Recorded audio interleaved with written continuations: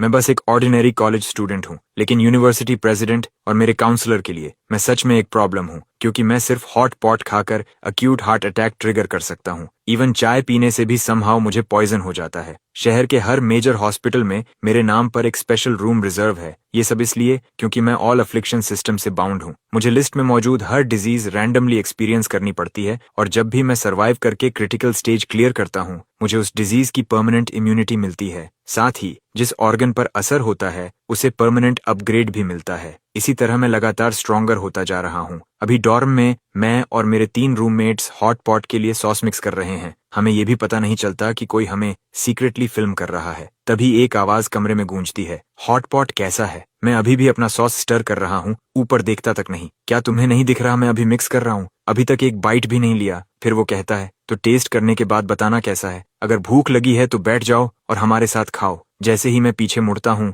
मेरी आवाज हिल जाती है, काउंसलर लियो, आप यहाँ क्या कर रहे हैं? काउंसलर लियो स्नीर करता है, अगर मैं नहीं आता तो पता नहीं अगली बार तुम लोग यहाँ क्या पकाते। Everyone on your feet. उस एक शाउट से मेरे तीनों रूममेट्स इंस्टेंटली खड़े हो जाते हैं। सिर्फ मैं ही वहीं जमे रहता हूँ। Ding, eligible host detected, binding system now. मैं एक पल के लिए फ्रीज हो जाता हूँ, फिर मेरे अंदर खुशी एक्सप्लोड कर जाती है। आखिरकार मुझे भी चूज कर लिया गया। System binding complete. Congratulations host, you have successfully bound to the all affliction system. इस सिस्टम ने carefully hundreds of diseases prepare की है। Fractures, malignant tumors, leukaemia, heart disease और भी बहुत कुछ। होस्ट अब एक डिजीज चुन सकता है। मेरी मुस्कान अचानक जम जाती है, एक्सप्रेशन शॉक में बदल जाता है, फिर डिसबिलीफ में। दूसरों के सिस्टम पैसे और सुपर पावर्स देते हैं, मेरा मुझे डिजीज कैटलॉग दे रहा है। No response detected, system will select on host's behalf. Congratulations, host has received acute myocardial infarction. Damn it, ये cursed सिस्टम सच में सीरियस है। बाकी सिस्टम्स अपने होस्ट को स्ट्रांग बनाते हैं,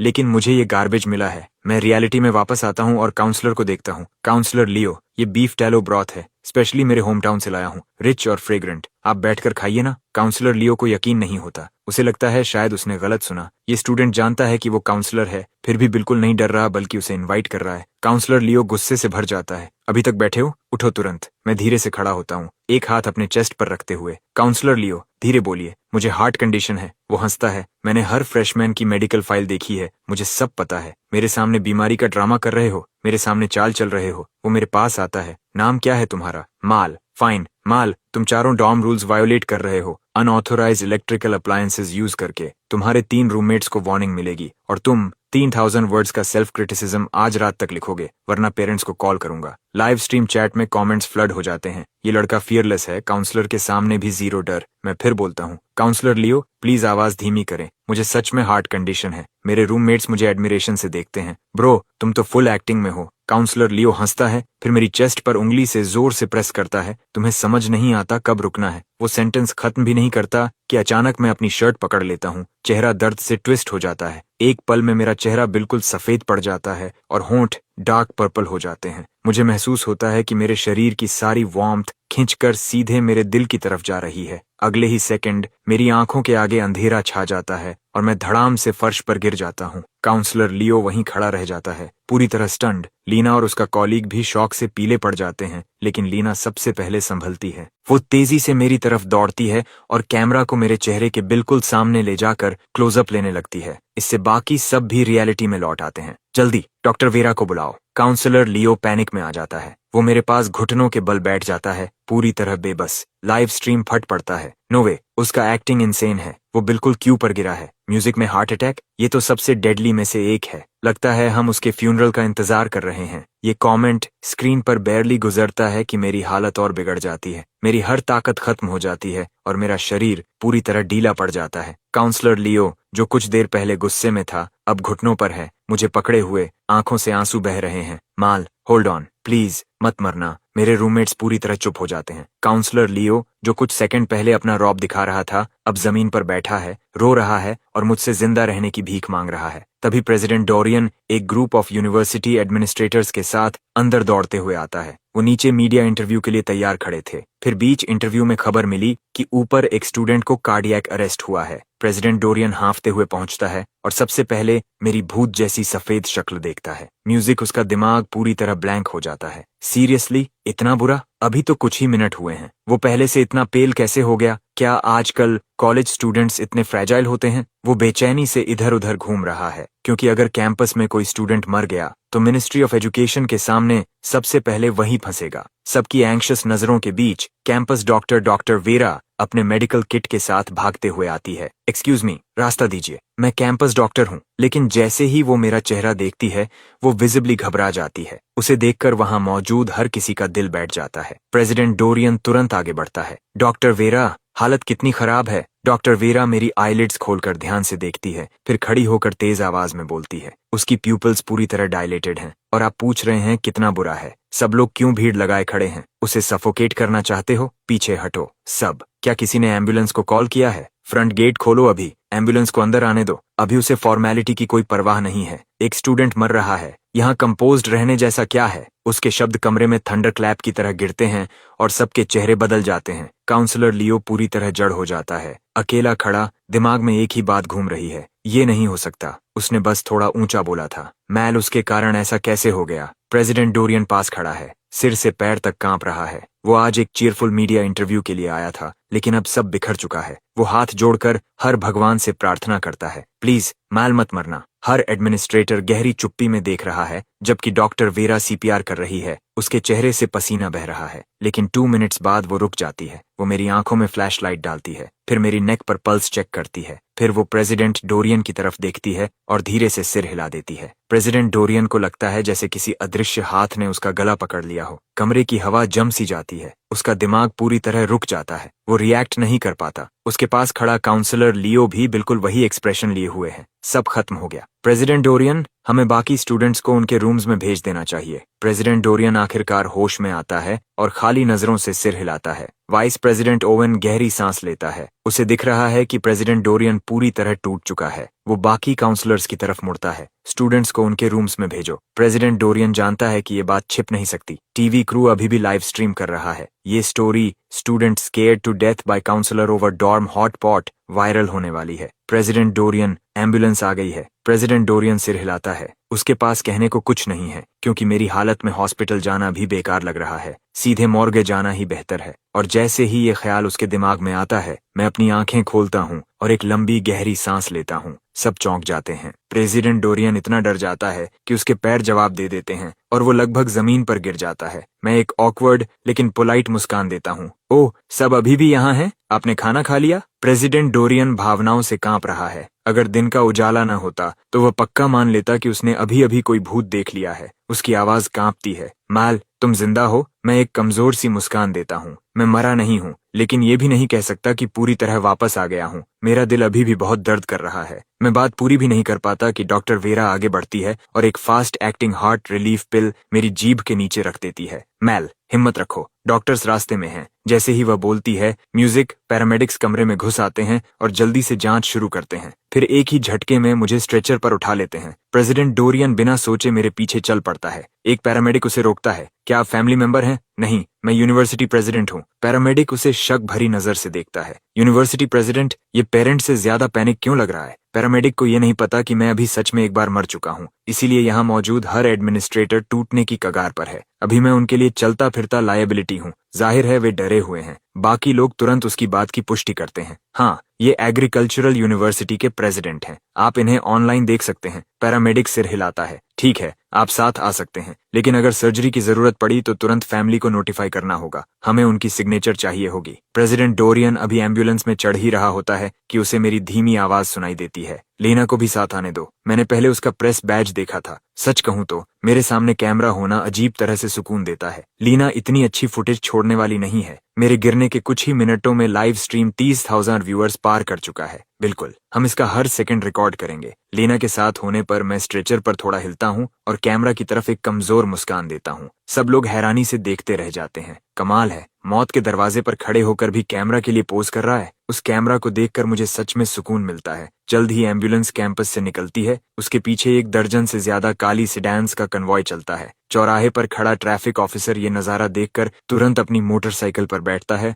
और सायरन बजाकर रास्ता साफ करता है। सड़क पर हर ड्राइवर अपना फोन निकालकर ये दृश्य रिकॉर्ड करने लगता है। ये कैसा मोटरकेड है? जरूर एम्बुलेंस में कोई बड़ा आदमी होगा। इसी बीच एम्बुलेंस के अंदर मैं लीना के साथ लाइव स्ट्रीम के लिए बात भी शुरू नहीं कर पाता कि मेरा सिर एक तरफ झुक जाता है और मैं फिर से बेहोश हो जाता हूँ। मेरा दोबारा गिरना पैरामेडिक को डरा देता है। वह तुरंत मुझे हर डिवाइस से जोड़ता है और कार्डियक स्टिमुलेंट इंजेक्ट करता है। खुशी की बात यह है कि जांच के बाद वह कंफर्म करता है कि मैं सिर्फ बेहोश हुआ हूँ। मेरी सांसें धीमी हैं लेकिन चल रही हैं। वह राहत की सांस लेता है, फिर लीना की तरफ मुड़ता है। मिस लीना, आपको पता है इसे क्या हुआ? वह मेरी कंडीशन को समझना चाहता है ताकि जल्दी कॉज पता कर सके। लीना सिर हिलाती है। हाँ, हम इसे रिकॉर्ड कर रहे थे जब ये हुआ। पैरामेडिक पूछता है। क्या आप डिटेल में बता सकती हैं? लीना थोड़ी देर सोचती है। हम मेंस डॉर्म में जा रहे थे। जब हमें उनके कमरे से हॉट पॉट की खुशबू आई तो हम अंदर गए। पास खड़ी फीमेल नर्स एक थ्योरी देती है। क्या हॉट पॉट में कुछ ऐसा था जिससे इसका कार्डियक इवेंट ट्रिगर हुआ? शायद कोई स्ट्रॉन्ग स्पाइस? लीना सिर हिलाती है। नहीं, जब हम अंदर गए वे अभी डिपिंग सॉसेस बना रहे थे। उन्होंने हॉट पॉट को छुआ भी नहीं था। उसकी बात पैरामेडिक को और कंफ्यूज कर देती है। अगर खाना वजह नहीं है तो जरूर कोई सीवियर इमोशनल शॉक ट्रिगर हुआ होगा जो दिल पर असर डाल सकता है। लीना की आंखें चमक उठती हैं जैसे उसे कुछ याद आया हो। मैल के गिरने से ठीक पहले काउंसलर लियो उस पर चिल्ला रहा था क्योंकि उसे लगा कि ये चारों डॉर्म रूल्स तोड़कर हॉट पॉट बना रहे हैं और वह उन्हें डिसिप्लिन कर रहा था। मुझे याद है काउंसलर लियो ने मैल के सीने पर 3 बार उंगली से जोर से दबाया और उसे सेल्फ क्रिटिसिज्म रिपोर्ट लिखने को कहा। जैसे ही वह ये कहती है, लाइव स्ट्रीम देख रहे सभी एडमिनिस्ट्रेटर्स के माथे पर ठंडा पसीना आ जाता है क्योंकि अगर मेरा गिरना सच में काउंसलर लियो की हरकतों से जुड़ा है तो उसे क्रिमिनल चार्जेस का सामना करना पड़ सकता है। पैरामेडिक के शक को महसूस करते हुए लीना जोड़ती है। हमारे पास पूरा वीडियो है। पैरामेडिक भौहें सिकोड़ता है। सिर्फ चिल्लाने से कार्डियक इवेंट ट्रिगर नहीं होना चाहिए, है ना? लीना थोड़ा सोचती है। अकेले शायद नहीं, लेकिन काउंसलर लियो बहुत जोर से चिल्ला रहा था। म्यूजिक बैन माल बार बार उससे अपनी आवाज धीमी करने को कह रहा था। वह अपने कैमरामैन को फुटेज दिखाने का इशारा करती है, फिर फोन पैरामेडिक को दिखाती है। वीडियो में काउंसलर लियो गुस्से में मेरे सीने पर 3 बार उंगली से जोर से दबाता है जबकि मैं उसे शांत रहने की विनती करता हूँ और उसे अपनी हार्ट कंडीशन के बारे में बताता हूँ, लेकिन वह नहीं रुकता जब तक मैं कांपते हुए अपना म्यूजिक सीना पकड़कर गिर नहीं जाता। क्लिप देखने के बाद पैरामेडिक के होंठ हिलते हैं। उसे ये सब पूरी तरह बेतुका लगता है। वह इस इंसिडेंट रिपोर्ट में क्या लिखेगा? Student frightened into cardiac arrest by counsellor's loud voice. ये तो हास्यास्पद है। तभी मैं फिर से आंखें खोलता हूँ और होश में आता हूँ। पैरामेडिक तुरंत झुक कर कहता है, माल, तुम क्रिटिकल कंडीशन में हो, प्लीज हिलो मत। मैं हल्की मुस्कान देता हूँ। कोई बात नहीं, मैं बस अपना पिलो ठीक कर रहा हूँ। आप लोग बात करते रहो, मेरी चिंता मत करो। मैं इतना कहकर कैमरा की तरफ हार्ट जेस्चर दिखाता हूँ। फिर मेरा सिर एक तरफ झुक जाता है और मैं फिर बेहोश हो जाता हूँ। कमेंट सेक्शन फट पड़ता है। ये कितना स्ट्रांग है, ये अब भी हमें देखकर मुस्कुरा रहा था। इतनी दर्द में भी मुस्कुराने के लिए कितना ऑप्टिमिज्म चाहिए। इतना अच्छा लड़का ऐसे नहीं मर सकता। स्ट्रीम शेयर करो और लोगों को जोड़ो। लाइव चैट पागल हो जाती है। गिफ्ट्स आने लगते हैं, शेयर्स बढ़ते जाते हैं। कुछ ही मिनटों में व्यूअर्स की संख्या हजारों से लाखों में पहुंच जाती है। कमेंट्स की बांट देखकर प्रेसिडेंट डोरियन की घबराहट और बढ़ जाती है। उसे लगता है कि उसे खुद हार्ट अटैक आ जाएगा। इस रफ्तार से आज की घटना पूरे देश में ट्रेंड करेगी। अभी वह बस यही दुआ कर सकता है कि माल जिंदा रहे और मर न जाए। सबकी सांसें थमी हुई हैं। तभी एम्बुलेंस आखिरकार हॉस्पिटल पहुंचती है। एंट्रेंस पर खड़े डॉक्टर्स इस नजारे से हैरान रह जाते हैं। आगे पुलिस एस्कॉर्ट, पीछे लग्जरी सेडान्स का काफिला। डायरेक्टर ऑल्ड्रिच, जो बाहर खड़े स्मोक कर रहे थे, तुरंत सिगरेट फेंककर एम्बुलेंस की तरफ दौड़ते हैं। साफ है, ये पेशेंट उनका पर्सनल अटेंशन मांगेगा। इसे स्ट्रेचर पर रखो। सर्जिकल टीम को स्टैंड बाय पर रखो। पैरामेडिक कहाँ है? कोई मुझे अभी ब्रीफ करो। डायरेक्टर ऑल्ड्रिच के आते ही सीनियर प्रोफेसर्स और डिपार्टमेंट हेड्स भी दौड़ पड़ते हैं। एक नर्स जिसे धक्का देकर हटाया जाता है पूरी तरह हैरान रह जाती है। यहाँ तक कि उसके हाथ से आईवी ड्रिप भी एक सीनियर डॉक्टर छीन लेता है। सीनियर प्रोफेसर्स का एक ग्रुप मुझे इमरजेंसी रूम की तरफ ले जाता है। लीना और उसका कैमरामैन पीछे पीछे हर पल रिकॉर्ड करते हैं। जैसे ही डायरेक्टर ऑल्ड्रिच कैमरा क्रू को देखते हैं, उन्हें और यकीन हो जाता है कि ये पेशेंट जरूर कोई खास है। कुछ ही पलों में मुझे ट्रीटमेंट रूम में ले जाया जाता है। डॉक्टर्स की परमिशन के बिना लीना और उसका कैमरामैन अंदर नहीं जा सकते, इसलिए वे कॉरिडोर में रुकते हैं। लीना, क्या रिकॉर्डिंग जारी रखें? कैमरामैन पूछता है। हम जारी रखेंगे। लीना की आंखें दृढ़ हैं। बीमारी और एक्सीडेंट्स भी कॉलेज लाइफ का हिस्सा हैं। हम सिर्फ ब्राइट साइड नहीं दिखा सकते, हमें सब कुछ दिखाना होगा। कैमरामैन सिर हिलाता है। सच में जब से उन्होंने मैल को फॉलो करना शुरू किया है, व्यूअर्स लगातार बढ़ रहे हैं। थोड़ी देर बाद यूनिवर्सिटी एडमिनिस्ट्रेटर्स भी पहुंच जाते हैं। मैल कहाँ है? वह ट्रीटमेंट रूम में है, अभी उसकी पूरी जांच हो रही है। लीना जवाब देती है। इसके बाद प्रेसिडेंट डोरियन दरवाजे के बाहर आगे पीछे टहलने लगता है। जब उसकी वाइफ डिलीवरी में थी तब भी वह इतना एंग्शियस नहीं था। थोड़ा आराम करिए president Dorian, vice president Owen कहता है। प्रेसिडेंट डोरियन सिर हिलाता है। मैं थका नहीं हूँ, ओवेन कहता है। मेरा मतलब है आपको ऐसे चलते देखना हमें थका रहा है। प्रेसिडेंट डोरियन शर्मिंदा होकर बैठने ही वाला होता है कि डायरेक्टर ऑल्ड्रिच दरवाजा खोलकर बाहर आते हैं। डायरेक्टर ऑल्ड्रिच, मैल कैसा है? डायरेक्टर ऑल्ड्रिच पूरे कॉन्फिडेंस के साथ जवाब देते हैं। रिलैक्स, बच्चे के वाइटल स्टेबल हैं, कुछ ज्यादा सीरियस नहीं है। स्पेशलिस्ट डॉक्टर्स अभी टेस्ट कर रहे हैं, रिपोर्ट जल्द आ जाएगी। उसकी बात सुनकर सब एक साथ राहत की सांस लेते हैं। आखिर डायरेक्टर ऑल्ड्रिच कार्डियोलॉजी के टॉप नामों में से एक है। उसकी बात म्यूजिक वजन रखती है। जैसे ही प्रेसिडेंट डोरियन और वाइस प्रेसिडेंट ओवेन आखिरकार मुस्कुराने लगते हैं, ट्रीटमेंट रूम का दरवाजा अचानक खुलता है। एक नर्स घबराकर बाहर आती है और डायरेक्टर ऑल्ड्रिच से चिल्लाकर कहती है, डायरेक्टर, स्टूडेंट का दिल फिर से रुक गया है। डायरेक्टर ऑल्ड्रिच पूरी तरह हैरान होकर तुरंत अंदर भागता है। हार्ट अटैक कोई साधारण बीमारी नहीं है। ये लगातार 2 बार कैसे हो सकता है? कुछ बहुत गलत है। वह 1 सेकंड भी बर्बाद नहीं करता और मेरी हालत देखने के लिए वापस कमरे में दौड़ता है। प्रेसिडेंट डोरियन का चेहरा तुरंत चिंतित हो जाता है। क्या डायरेक्टर ऑल्ड्रिच सच में भरोसेमंद है?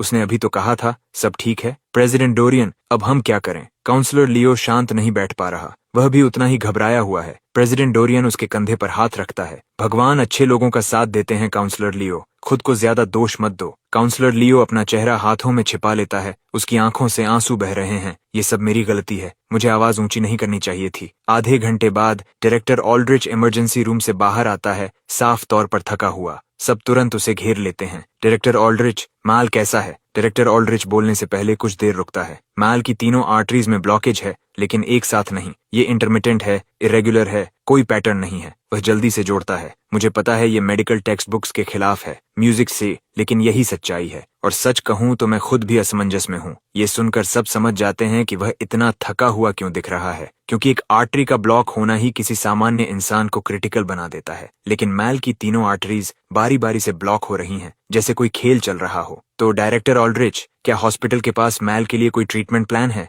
डायरेक्टर ऑल्ड्रिच सिर हिलाता है। मैल की कंडीशन यूनिक और क्रिटिकल है, इसीलिए हमने ट्रीटमेंट रूम में ही इमरजेंसी कंसल्टेशन की और सबने सहमति दी कि मैल को तुरंत कोरोनरी बाईपास सर्जरी की जरूरत है। ये सुनते ही लाइव स्ट्रीम में हलचल मच जाती है। ओ माय गॉड, मामला गंभीर हो गया। सीधे बाईपास सर्जरी। प्रेसिडेंट डोरियन दृढ़ आवाज में कहता है, डायरेक्टर ऑल्ड्रिच, यूनिवर्सिटी हर मेडिकल एक्सपेंस उठाएगी, पैसे की चिंता मत करें। मैल को सबसे अच्छा इलाज दें, किसी चीज में कमी मत रखें। डायरेक्टर ऑल्ड्रिच कड़वी हंसी हंसता है। कमी? आप मुझे ज्यादा क्रेडिट दे रहे हैं। वर्स्ट केस में तीनों आर्टरीज ब्लॉक होंगी। इसका मतलब एक नहीं, 3 बाईपास सर्जरीज एक साथ करनी होंगी। सब एक साथ गहरी सांस लेते हैं। प्रेसिडेंट डोरियन के चिंतित चेहरे को देखकर डायरेक्टर ऑल्ड्रिच कहता है, चिंता मत करें प्रेसिडेंट डोरियन, बाईपास सर्जरी बड़ी होती है, लेकिन सक्सेस रेट 97% से ऊपर है। ज्यादातर मामलों में ये स्मूथली हो जाती है। प्रेसिडेंट डोरियन राहत की सांस लेता है, लेकिन अगले ही पल डायरेक्टर ऑल्ड्रिच का लहजा बदल जाता है। लेकिन मैल का ब्लड ऑक्सीजन सैचुरेशन बहुत कम है, 70 से नीचे। उसके ऑपरेटिंग टेबल से बचने की संभावना काफी कम है। प्रेसिडेंट डोरियन का दिमाग सुन्न हो जाता है। डायरेक्टर ऑल्ड्रिच, आपने अभी कहा सक्सेस रेट 97% है, फिर ये कैसे पॉसिबल है कि वह सरवाइव न करे? डायरेक्टर ऑल्ड्रिच असहज होकर कहता है, सर्जरी का सक्सेस रेट हाई है, लेकिन मैल की करंट कंडीशन में मुझे नहीं लगता कि वह इतना समय टिक पाएगा। सीधे शब्दों में, करीब 70% ऑक्सीजन पर इंसान के पास लगभग 1 दिन होता है, 40% से नीचे सिर्फ करीब 3 घंटे। डायरेक्टर ऑल्ड्रिच नर्स से एक फॉर्म लेकर आगे बढ़ाता है। अगर हम अभी सर्जरी शुरू करते हैं तो किसी को इस पर साइन करना होगा। कौन करेगा? सब चुपचाप उस फॉर्म को देखते रहते हैं। उस पर साइन करने का मतलब है ऑपरेशन रूम में होने वाली हर चीज की पूरी जिम्मेदारी लेना। लेकिन डायरेक्टर ऑल्ड्रिच साफ कर चुका है कि मैल का ऑक्सीजन गिर रहा है और समय खत्म हो रहा है। अगर वे फैमिली के आने का इंतजार करते हैं तो शायद माल तब तक मोर्गे की तरफ जा चुका होगा। हर नजर प्रेसिडेंट डोरियन पर टिक जाती है। कैमरा ऑपरेटर उसके चेहरे का क्लोजअप लेता है। मैं साइन करूंगा। प्रेसिडेंट डोरियन बिना झिझक पेन उठाता है और तुरंत साइन कर देता है। डायरेक्टर ऑल्ड्रिच, प्लीज मैल को जितनी जल्दी हो सके सर्जरी में ले जाइए। साइन मिलते ही डायरेक्टर ऑल्ड्रिच 1 सेकंड भी बर्बाद नहीं करता। वह मास्क पहनकर सीधे अंदर चला जाता है, लेकिन जैसे ही वह दरवाजा खोलता है, एक नर्स की तेज आवाज गूंजती है, डायरेक्टर, पेशेंट का ब्लड ऑक्सीजन 20 तक गिर गया है। क्या 20? मजाक कर रहे हो? डायरेक्टर ऑल्ड्रिच तुरंत अंदर भागता है और तुरंत सर्जरी शुरू करने का आदेश देता है। बाहर सन्नाटा छा जाता है। प्रेसिडेंट डोरियन का चेहरा सफेद पड़ जाता है। जिस हाथ से उसने साइन किया था वह कांपना बंद नहीं करता। लाइव स्ट्रीम में कमेंट्स भर जाते हैं। म्यूजिक। प्रेसिडेंट डोरियन के लिए बुरा लग रहा है, अभी साइन किया और पेशेंट मरने वाला है। क्या इतना जल्दी कंक्लूड करना सही है? डायरेक्टर ऑल्ड्रिच अभी हार नहीं माना। भाई, तुम्हें पता भी है ट्विंस ब्लड ऑक्सीजन का मतलब क्या होता है? जब तक बाईपास की तैयारी होगी पेशेंट मॉर्ग पहुंच चुका होगा। इतना अच्छा लड़का ऐसे ही डर के मारे मर गया। अब काउंसलर और प्रेसिडेंट दोनों फंस गए। दोनों पर क्रिमिनल चार्जेस लग सकते हैं। तभी ट्रीटमेंट रूम के ऊपर लाल लाइट जल उठती है। सर्जरी इन प्रोग्रेस चमकने लगता है। प्रेसिडेंट डोरियन हाथ जोड़कर पूरी ताकत से प्रार्थना करता है। अपने दिल में वह कसम खाता है, अगर मैल बच गया तो वह उसे अपने बेटे की तरह रखेगा। दोपहर तक प्रेसिडेंट डोरियन कॉरिडोर की कुर्सी पर ढह जाता है, जैसे एक रात में 10 साल बूढ़ा हो गया हो। प्रेसिडेंट डोरियन, आप वापस जाकर आराम कर लीजिए, हम यहाँ देख लेंगे। लीना और उसकी कॉलीग शिफ्ट में सो चुके हैं, लेकिन प्रेसिडेंट डोरियन और काउंसलर लियो रात भर दरवाजे से नहीं हिले। दोनों की हालत ऐसी है जैसे आंखों से खून निकलने वाला हो। प्रेसिडेंट डोरियन सिर हिलाता है। इतना इंतजार कर लिया, थोड़ा और सही। जो भी रिजल्ट होगा मैं खुद सुनूंगा। ये सुनकर म्यूजिक लाइव स्ट्रीम के व्यूअर्स भावुक हो जाते हैं। काश ये काउंसलर की गलती न होती, है ना? कौन सोच सकता है कि आवाज ऊंची करने से हार्ट अटैक हो सकता है? मुझे लगता है हमारे टीचर्स भी ये स्ट्रीम देख रहे होंगे। आज मेरे प्रोफेसर की आवाज काफी धीमी थी। इस आदमी ने अकेले पूरे देश के टीचर्स को धीरे बोलना सिखा दिया। Absolute legend. रुको, सर्जरी को 10 घंटे से ज्यादा हो गए, है ना? इतना लंबा? क्या वह अब तक मर चुका है? नहीं, अगर मर गया होता तो बाहर ले आते। जितनी लंबी सर्जरी उतना अच्छा संकेत। ये कमेंट अभी खत्म भी नहीं होता कि ट्रीटमेंट रूम का दरवाजा खुल जाता है। डायरेक्टर ऑल्ड्रिच और सीनियर प्रोफेसर्स का ग्रुप पसीना पोंछते हुए बाहर आता है और सीधे ऑफिस की तरफ बढ़ता है। प्रेसिडेंट डोरियन और बाकी लोग खड़े हो जाते हैं, लेकिन वे उन्हें नजरअंदाज करते हुए उत्साह में बात करते निकल जाते हैं। मैंने अपने करियर में ऐसा कभी नहीं देखा। अच्छा हुआ मैंने पूरी सर्जरी रिकॉर्ड कर ली। मैं अभी घर जाकर पेपर लिखूंगा। कोई मेरे डेटा को मत छूना। बकवास। म्यूजिक। हमने ये सर्जरी साथ की है, पूरा क्रेडिट तुम्हें क्यों मिले? बिल्कुल, अगर मेरी बाईपास टेक्निक इतनी प्रिसाइज न होती तो उसका ऑक्सीजन इतनी जल्दी रिकवर नहीं करता। शेखी मत बघारो, उसका ऑक्सीजन तो पहले ही उसे मार देना चाहिए था। उसके बचने की वजह कुछ और है। प्रोफेसर्स को जाते देखकर प्रेसिडेंट डोरियन आगे बढ़ता है और डायरेक्टर ऑल्ड्रिच को रोकता है। डायरेक्टर ऑल्ड्रिच, क्या हुआ? सर्जरी सक्सेसफुल रही? डायरेक्टर ऑल्ड्रिच अपना माथा थपथपाता है और मुस्कुराता है। रिलैक्स, सर्जरी पूरी तरह सक्सेसफुल रही। वो लड़का बेहद लकी है। ऑपरेशन के दौरान कई बार हालत बिगड़ी, हर बार लगा अब खत्म, लेकिन वह हर बार लड़कर निकल आया। लीना तुरंत समझ जाती है कि ये स्ट्रीम के लिए सोना है। वह तुरंत आगे बढ़ती है और डिटेल्स पूछती है। डायरेक्टर ऑल्ड्रिच, क्या आप बता सकते हैं सर्जरी के दौरान क्या क्या गलत हुआ? बिल्कुल, डायरेक्टर ऑल्ड्रिच उत्साह से बोलना शुरू करता है। जैसे ही प्रेसिडेंट डोरियन ने फॉर्म साइन किया, मैल का ब्लड ऑक्सीजन 20% पर गिर गया। इंसानों को जीने के लिए ऑक्सीजन चाहिए, हमारे ऑर्गन्स को भी। 20% से नीचे शरीर का हर ऑर्गन घुटने लगता है। ऐसी ऑक्सीजन की कमी इर्रिवर्सिबल डैमेज करती है। अगर और गिरता तो बॉडी शट डाउन हो जाती और ब्रेन डेथ हो जाती। सच कहूं, जब माल 20 पर पहुंचा हमने उम्मीद छोड़ दी थी कि वह ऑपरेटिंग टेबल तक भी पहुंचेगा, लेकिन वह टिका रहा 20% ब्लड ऑक्सीजन पर तब तक जब तक हमने पहला बाईपास ग्राफ्ट पूरा नहीं किया। ये बेहद रेयर है, ये वर्ल्ड फर्स्ट है। 10 घंटे से ज्यादा ऑपरेशन के बाद भी डायरेक्टर ऑल्ड्रिच का ये उत्साह देखकर सब समझ जाते हैं कि मैल का जिंदा रहना कितना असाधारण है। लाइव स्ट्रीम में गिफ्ट्स की बारिश होने लगती है। 20 ऑक्सीजन पर बच गया, ये इंसान है भी या नहीं? मेडिकल फील्ड में ये केस लाइफ टाइम डिस्कवरी है। ये सर्जरी तो जैसे ग्रिम रीपर के हाथों से किसी को खींचकर वापस लाना था। लीना फिर पूछती है, डायरेक्टर ऑल्ड्रिच, लो ऑक्सीजन के अलावा और क्या कॉम्प्लिकेशंस थे? म्यूजिक सा बहुत ज्यादा। वह गिनाना शुरू करता है। Arterial spasms, ventricular fibrillation, cardiac arrest, arrhythmia. इस सर्जरी में मैल ने हमें 10 साल के केसेस से ज्यादा दे दिया। हर कॉम्प्लिकेशन टेक्स्ट बुक की तरह सामने आया। Incredible clinical value. लीना हैरान रह जाती है, समझ नहीं पाती उसे बधाई दे या मैल के लिए दुखी हो। प्रेसिडेंट डोरियन सिर्फ एक बात जानना चाहता है, डायरेक्टर ऑल्ड्रिच, सीधा बताइए, क्या मैल का हार्ट ठीक हो गया? डायरेक्टर ऑल्ड्रिच सिर हिलाता है। यही सबसे अजीब बात है, तीनों बाईपास पूरे होते ही उसकी आर्टरीज पूरी तरह नॉर्मल हो गईं और लेटेस्ट टेस्ट के मुताबिक मैल का हार्ट अब एक प्रोफेशनल एथलीट से भी ज्यादा स्ट्रांग है। ये सुनकर सब दंग रह जाते हैं। ये कैसे पॉसिबल है? डायरेक्टर ऑल्ड्रिच कहता है, यही हम समझ नहीं पा रहे। अगर इसका कारण मिल गया तो ये कार्डियक मेडिसिन में बड़ा ब्रेक थ्रू होगा। प्रेसिडेंट डोरियन अविश्वास में खड़ा रह जाता है। ये पागलपन है। एक काउंसलर की डांट से इमरजेंसी पहुंचा और अब उसका हार्ट एथलीट से भी स्ट्रांग। लाइव स्ट्रीम में लोग भी चौंक जाते हैं, कोई विश्वास नहीं करता, लेकिन डायरेक्टर ऑल्ड्रिच की बात झूठ नहीं हो सकती। तभी अचानक सबको एक आवाज सुनाई देती है, जैसे कोई ड्रम बज रहा हो। सभी उस आवाज की तरफ देखते हैं। एक नर्स मुझे ट्रीटमेंट रूम से बाहर ला रही है। वो ड्रम बीट मेरी हार्ट बीट है। म्यूजिक एनेस्थीसिया अभी खत्म नहीं हुआ। मैं बेहोश हूँ, लेकिन मेरा दिल इतनी ताकत से धड़क रहा है कि उसकी आवाज पूरे हॉलवे में गूंज रही है। हर कोई अचानक चुप हो जाता है। कौन सोच सकता था कि ये गूंजती हुई हार्ट बीट उसी इंसान की है जो कुछ घंटे पहले ही हार्ट फेलियर से मरने वाला था। लाइव स्ट्रीम भी जैसे अपना होश खो देता है। क्या ये हार्ट बीट सच में है? ये तो बहुत ज्यादा लाउड है। क्या हम श्योर हैं कि ये कोई साउंड इफेक्ट नहीं है? जब रियलिटी इंटरनेट से भी ज्यादा शॉकिंग हो जाती है तो असर अलग ही होता है। जो तुम्हें नहीं मारता वो तुम्हें और स्ट्रांग बनाता है, और उसने इसे लिटरली ले लिया। कल मेरी हार्ट सर्जरी है। उम्मीद है मैं भी मैल की तरह बाहर आऊं। मुझे डायरेक्टर ऑल्ड्रिच से माफी मांगनी है। मैंने पहले उन पर शक किया था, मैं गलत था। अगर लीना ने खुद ये सब नहीं देखा होता तो शायद वो भी यकीन नहीं कर पाती कि ये हार्ट बीट मुझसे आ रही है। ये इतनी इंटेंस है जैसे मेरा दिल मेरी चेस्ट को तोड़कर बाहर निकलना चाहता हो। इतनी ताकतवर कि आसपास खड़े हर इंसान के साथ रेजोनेट कर रही है।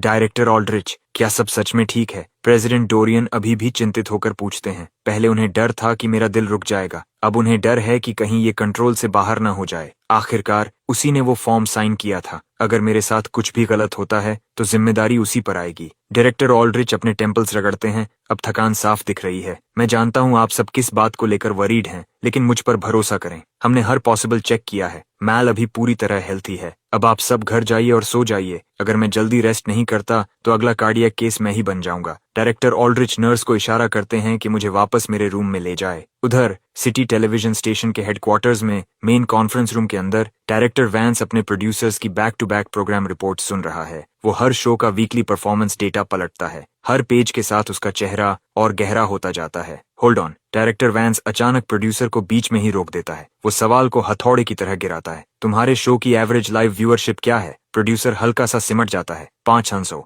ये नंबर सुनते ही डायरेक्टर वैंस एक ठंडी बिना मजाक वाली हंसी छोड़ता है। चेसिंग फ्लेवर्स सबकी सैलरी और बाकी खर्च जोड़कर इस स्टेशन को हर हफ्ते हजारों का नुकसान करा रहा है, और तुम मुझे बता रहे हो कि एवरेज डेली लाइव ऑडियंस सिर्फ 500 लोग हैं। प्रोड्यूसर चुप रहता है, बिना कुछ कहे ये सब सह लेता है। बाकी सब लोग भी अपनी नजरें झुका लेते हैं। कोई अपनी चाय में खो जाता है तो कोई दूर कहीं देखने लगता है। जब तक डायरेक्टर वैंस उनका नाम नहीं लेता ये उनकी प्रॉब्लम नहीं है। वो शो कैंसिल किया जाता है। अगली एपिसोड के बाद इसे खत्म कर दो। प्रोड्यूसर घबरा जाता है। प्लीज डायरेक्टर वैंस, हमें एक और मौका दीजिए, बस 1 महीना। अगले महीने हम प्रॉफिट में आ जाएंगे, मैं वादा करता हूँ। डायरेक्टर वैंस ठंडी नाक से सांस छोड़ता है और धीरे से चाय की चुस्की लेता है। बाकी सब चुपचाप मान लेते हैं। डायरेक्टर वैंस अपना फैसला ले चुका है। वो शो खत्म हो चुका है। टेबल के आसपास फैली लो एनर्जी को देखकर डायरेक्टर वैंस साफ शब्दों में कहता है, हमारे स्टेशन का साइज देखकर धोखा मत खाना। हर तरफ से पैसा बह रहा है। हम 40 से ज्यादा प्रोग्राम्स चला रहे हैं, उनमें से शायद सिर्फ 2 या 3 ही प्रॉफिट में हैं। बाकी सब लॉस में चल रहे हैं। अगर ये ऐसे ही चलता रहा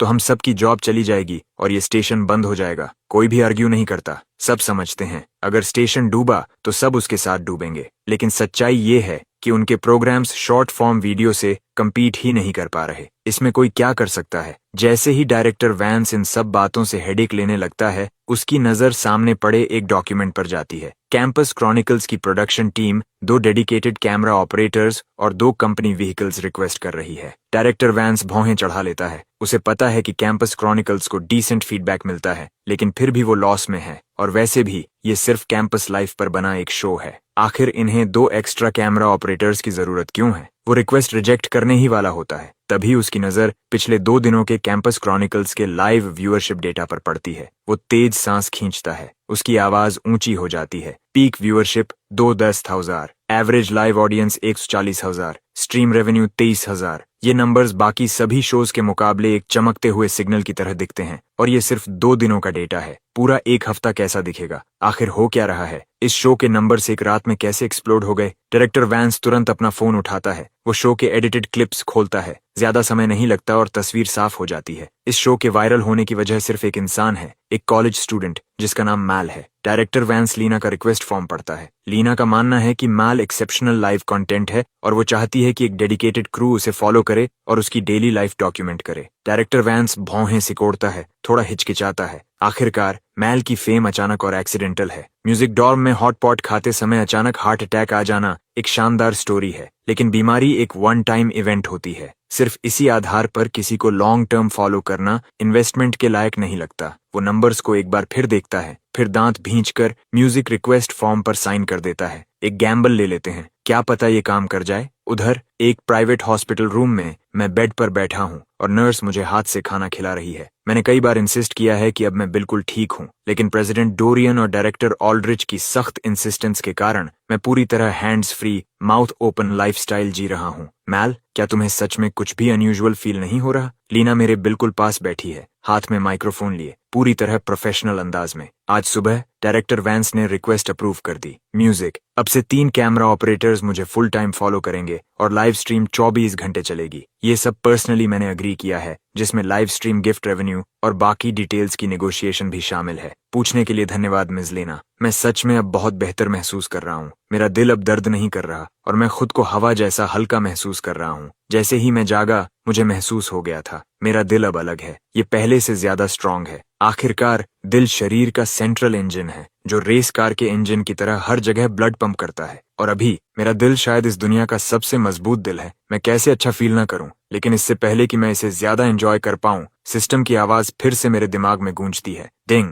कंग्रेचुलेशंस होस्ट, आपने सक्सेसफुली एक डिजीज सर्वाइव कर ली है और 200 फेक कॉइन्स अर्नड किए हैं। आपके लिए एक नई डिजीज तैयार है, कृपया अपना सिलेक्शन करें। मेरा चेहरा तुरंत गिर जाता है। डैम इट, म्यूजिक, ये कर्स्ड सिस्टम कभी रुकता ही नहीं। ये क्या है? क्या इसमें ऑटो मैच मेकिंग फंक्शन भी है? क्या ये इसे कोई रैंक्ड गेम समझ रहा है? सिस्टम को जोर से गाली देने की इच्छा दबाते हुए मैं ऑप्शंस को ध्यान से देखता हूँ। इस बार सिस्टम 3 चॉइसेस देता है, poisoning, music fracture, sudden cardiac death. मैं चुप हो जाता हूँ। मैं पहले ही सडन कार्डियक डेथ से गुजर चुका हूँ। सच कहूँ तो वो बहुत ब्रूटल था, ये जानते हुए भी कि वो मुझे सच में नहीं मारेगा, लेकिन दर्द 1% भी कम नहीं होता। बार बार हार्ट अटैक होने का एहसास, वो मैं अभी फिर से झेलने के लिए तैयार नहीं हूँ। फ्रैक्चर मैनेजेबल लगता है, लेकिन मैंने पहले एंकल स्प्रेन किया है और मुझे पता है वो दर्द भी मजाक नहीं है। शायद पॉइजनिंग ही सही ऑप्शन है। आइडियली फास्ट एक्टिंग हो, कम से कम जल्दी खत्म हो जाएगा। Host has made a selection, next disease poisoning. बस इतना? मैं डिसबिलीफ में घूरता रह जाता हूँ। मुझे लगा था सिस्टम कम से कम ये तो बताएगा कि किस तरह की पॉइजनिंग है, ताकि मैं मेंटली प्रिपेयर हो सकूं।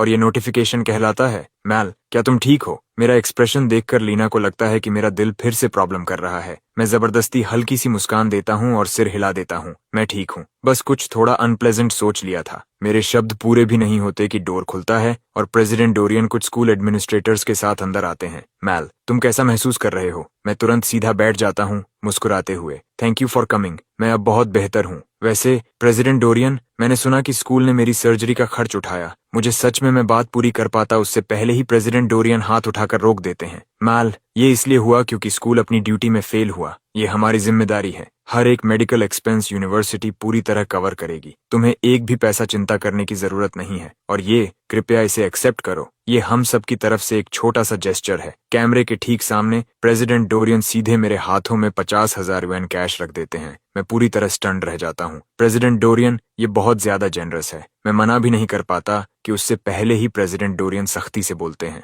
ये 50,000 फैकल्टी और स्टाफ की तरफ से तुम्हारी रिकवरी के लिए कलेक्टिव कंट्रीब्यूशन है। मैल, बस ठीक होने पर ध्यान दो। कैंपस की किसी भी बात की चिंता मत करो, मैं सब संभाल लूंगा। जैसे ही ये शब्द गिरते हैं, लाइव स्ट्रीम एनवी से भर जाती है। इस लड़के की तो लॉटरी लग गई। ये तो पूरी तरह ब्लेसिंग इन डिस्गाइज है। हम सब ने सोचा था ये खत्म हो गया, पहले ही दिन अपने काउंसलर से दुश्मनी ले ली और अब यूनिवर्सिटी प्रेसिडेंट खुद इसकी प्रोटेक्शन कर रहा है। अनबिलीवेबल, तुम सब बस जेलस हो। इसने अपनी जान देकर ये सब पाया है। लिटरली एक बार मर चुका है स्कूल के लिए। प्रेसिडेंट से कुछ प्रिविलेजेस मिलना तो इसका हक है, जब तक ये कुछ बहुत ओवर द लाइन नहीं करता। अब प्रेसिडेंट शायद नजरअंदाज ही करेगा। मुझे उम्मीद नहीं थी कि बीमार होने से मुझे ऐसा अनएक्सपेक्टेड बोनस मिलेगा। आखिरकार प्रेसिडेंट डोरियन यूनिवर्सिटी प्रेसिडेंट हैं। ज्यादातर स्टूडेंट्स ग्रेजुएशन से पहले उनसे 1-2 बार से ज्यादा नहीं मिलते। पर्सनल अटेंशन मिलना तो बहुत दूर की बात है। मैं माहौल को समझते हुए बिल्कुल सही रिस्पॉन्स देता हूँ, पूरी सिंसेरिटी के साथ। डोंट वरी प्रेसिडेंट डोरियन, मैं मेहनत से पढ़ाई करूंगा